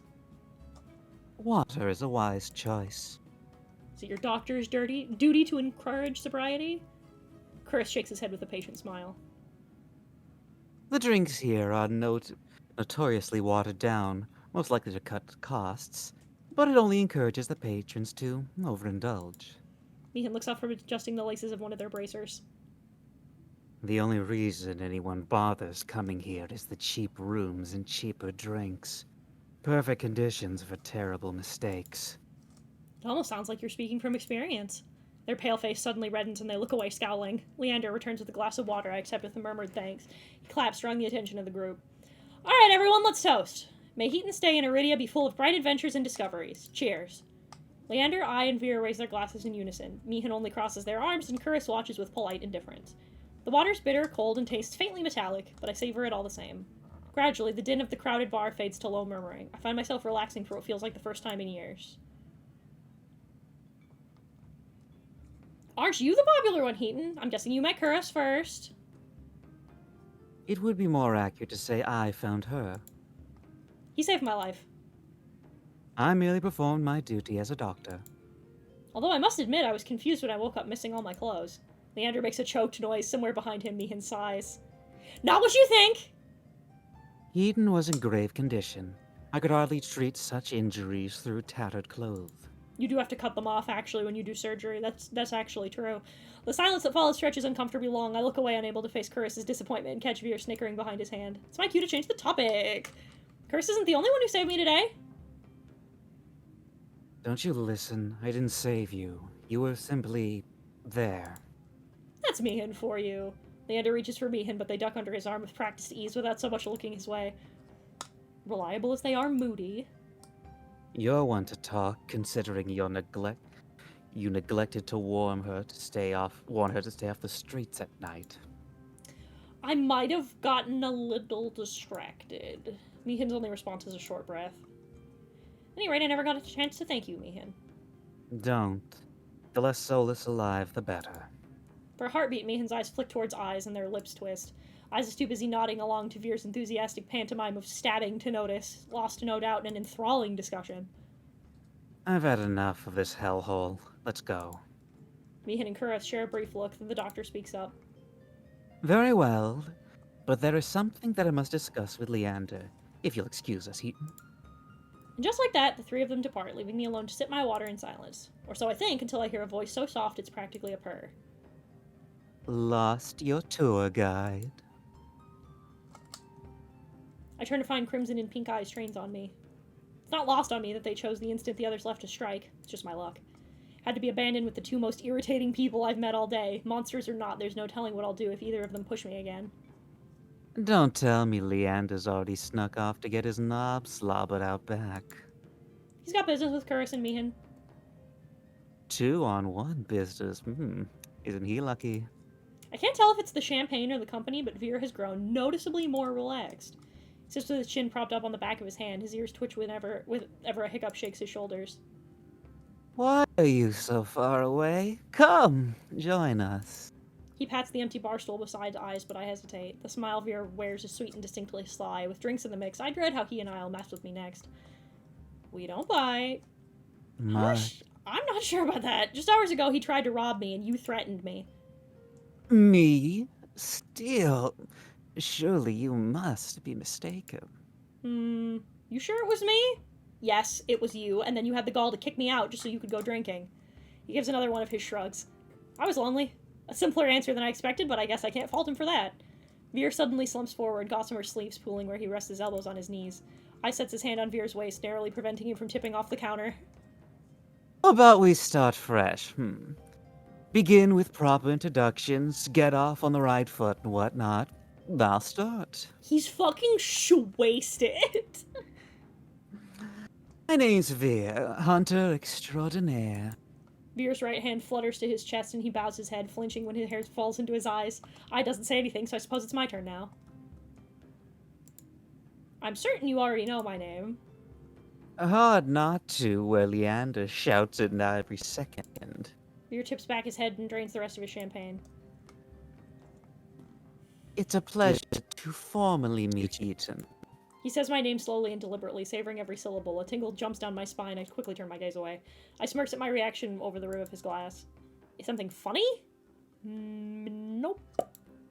Open my mouth and close it just as quickly. They want me to react, goading me into another ridiculous game. While their sharp cat-like eyes keep me on edge, something about this tension is fun. It must be the exhaustion. Flash of white over Eye's shoulder catches my eye. Across the bar, Curris heads for the door. I don't see Leander or Meehan, but it feels wrong to let him leave without saying goodbye. I'll be back. He hums and wags his fingers at me as I leave. I slip through the crowd, careful not to touch anyone, but just as I'm nearing Curris...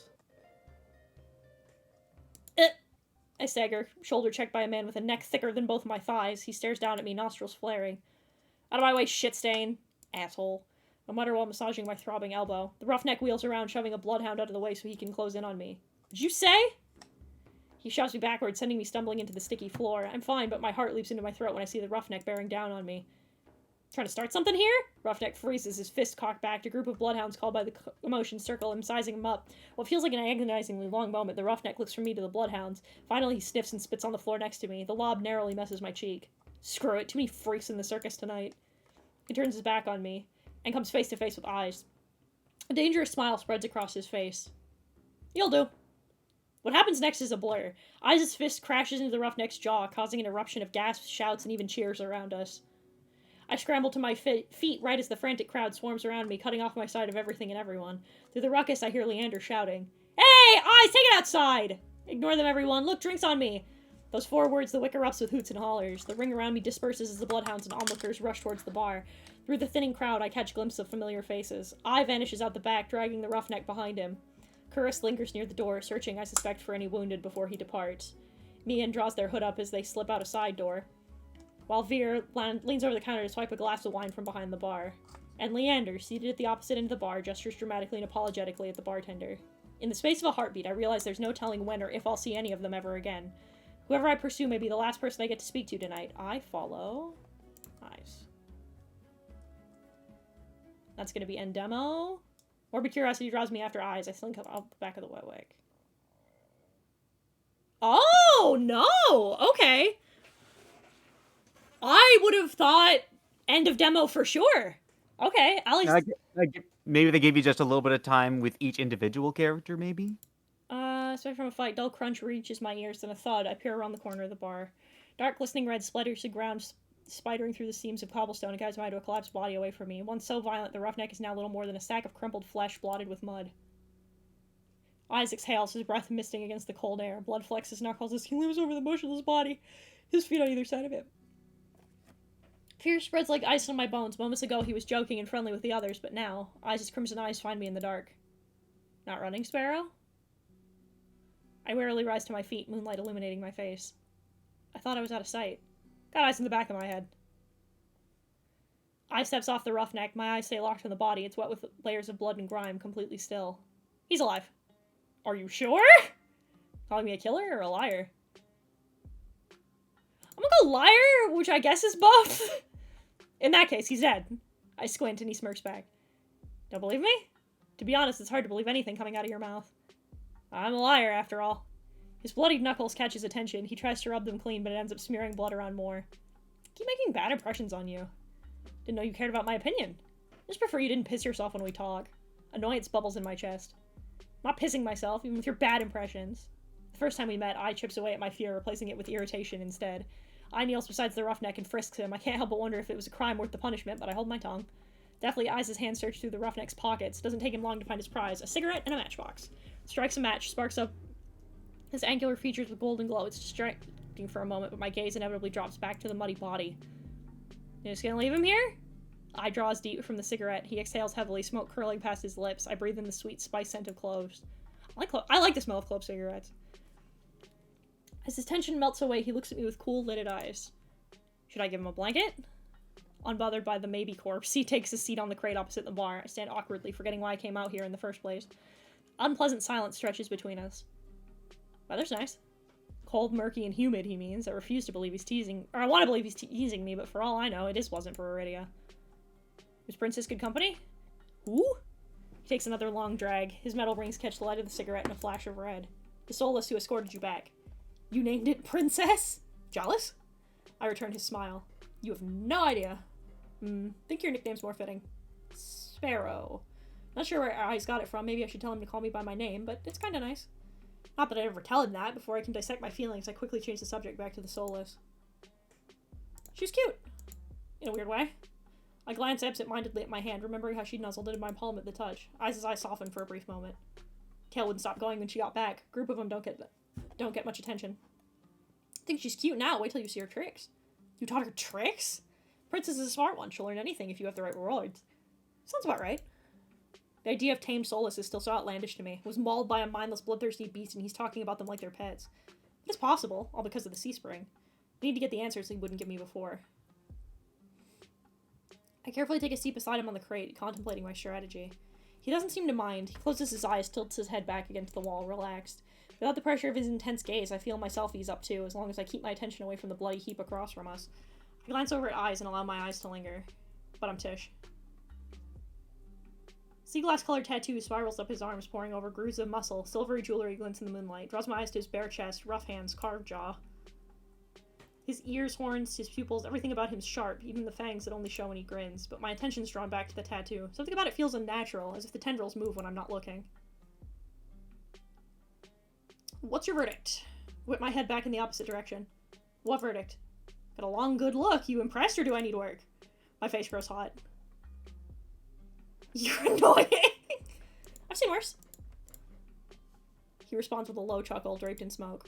Keep staring then. My embarrassment spikes. Without thinking, I blurt out a change in topic. I have questions about the sea spring. Boredom eclipses his amusement in an instant, and he closes his eyes again. Of course you do. Thought I made myself clear what you'd be giving up. Before you kicked me out to go drinking, I still need to know more. My turn for a question. Sounds more like an order than anything else. I bristle under his narrowed gaze. Fine. Takes a long pull from his cigarette and lets the smoke trail slowly from his lips. Your curse. What about it? Song and dance is all too familiar. The selfish questions come first. What does it do? Is it painful? Can you control it? I brace myself for the inevitable onslaught. Is the thought of living with it really so unbearable? My dread dies with his words. No one's ever asked me that before. You've survived this long. Unless you're running out of time, I wonder if it's really worth the sacrifice. He flicks the cigarette aside, props his head on blood-smeared knuckles. What do I know? I'm an outsider. My fingers toss with the trim of my cloak. Ordinarily, I'd feel annoyed, but now my chest feels tight. You could have sold me if you were less honest. You're a shit salesman. I thought I was a liar. I changed my mind. We lapse into silence again. This time it's surprisingly nice. The quiet, chilled air is a calm reprieve. You know, you didn't seem like an outsider back at the bar. A lot of people like you. I raises his brow at me. I start by asking about... I was surprised to see that you and Vera are close. Blessing and a curse. What I've gathered, most people think he's, I don't know, an asshole? And water's wet. I wait for him to elaborate or add his thoughts, but he doesn't. What do you like about him? Let's let a quiet laugh as if amused by my question. A lot of things. You already named one. You like that he's an asshole? Temperament matches the drapes. Looks good in blood and better in tears. Favorite thing's the tail. Sometimes it frizzes up if you... He catches himself, clears his throat. It's hard not to let the disappointment show in my expression. Veer's one of the most honest people you'll meet. Just don't listen to a single thing he says. Sound like complete opposites to me. Ian really doesn't like you. Maybe Ian doesn't necessarily like you, but you definitely pay attention to you. Ai's reaction takes me off guard. He growls, pinches the bridge of his nose, as exasperated as I've ever seen him. I make enemies as instantly as I breathe. Sparrow don't bother me. But that dove's got it out for me for no reason. Maybe they're unsettled by the sea spring? It's not about that. Goes without saying, they've got some issues. Don't think they understand that you catch more flies with honey than vinegar. Honey's left a bad taste in my mouth in the past. Could be the same for them. At least you're capable of a conversation. Do me a favor, teach the doves some manners. Thought they'd lay off eventually if I didn't bite. It hasn't happened yet. Briefly consider the possibility that Mian wants to get bitten. I'm not about to propose that, though. Now, my main point is that speaking from experience, being an outsider usually means you don't have friends. I don't. I level him with a tired look. Fine, I'll confess, I have one friend. Don't say yourself. Oh, Curious. As soon as he says the name, a thick wave of unease runs through me, the same sensation I felt at the spring and in the outskirts. But as quickly as the sick feeling hits me, it dissipates, leaving me oddly numb against the prickling cold. Who's that? A friend. It lives in my head. It lives in your head.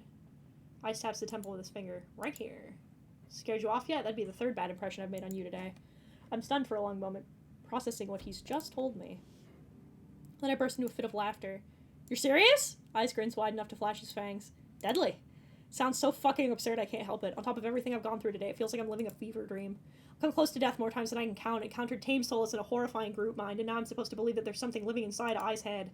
There's tears in my eyes by the time I rein myself in. I always patiently, lips quirked in amusement. Sorry, it just sounds so ridiculous.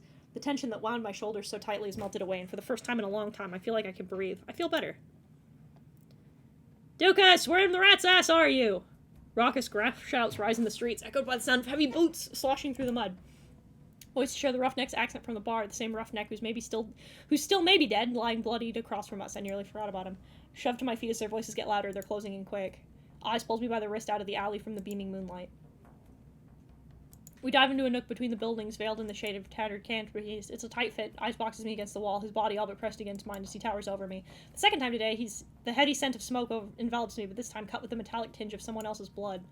Eyes pitches his voice low. Quiet. My heart leaps into my throat. I'm suddenly aware of the heat radiating off of Ai's body, the feeling of his legs grazing my thigh, the closeness of his breath. This is bad. I squirm against him and earn a burning crimson glare. Do we really have to... His hand covers my mouth, muffling my whisper as he shakes his head. Don't. Damn it, he's over here. Dukas, wake up, you bastard! A group of individuals, all brandishing spiked weapons, fill the alley. They wear violent sashes, some kind of uniform. I wish I could see what they're doing, but Ai's arm all blocks my sight. My eyes trail up the teal markings. They coil around his arm, his bicep, lead up to his collarbone, the cords hanging around his neck. The smuggest smirk I've ever seen. I'm gonna look at your titties! I'm just gonna look at your titties. You're gonna stick your head in. Go.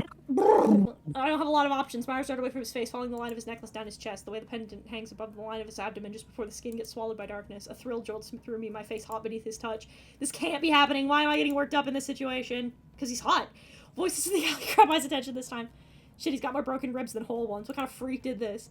Fan out, find the cocksucker responsible. You three, take Dukas back to the house. At least he's still breathing. I'm gonna end here. I think we're probably close to the end, but You're gonna play the rest in your bunk, right? No, I'm just getting really... my voice is getting tired and my throat's starting to hurt. Fair. But I like this. Just let me know when you play again and need me for more voice acting. Yeah. I really like this. I'll definitely pick up the whole game when it comes out. Because I'm really interested. This is really cool. It has a really cool setting. I think there's a couple of things, obviously, that could be ironed out, but I really like it. So we're gonna send you over to Crafty. As per usual. The next stream will be Saturday. We'll be playing Poppy. So I'll see you Saturday. Goodbye, my lovely Legionnaires! Catch you later.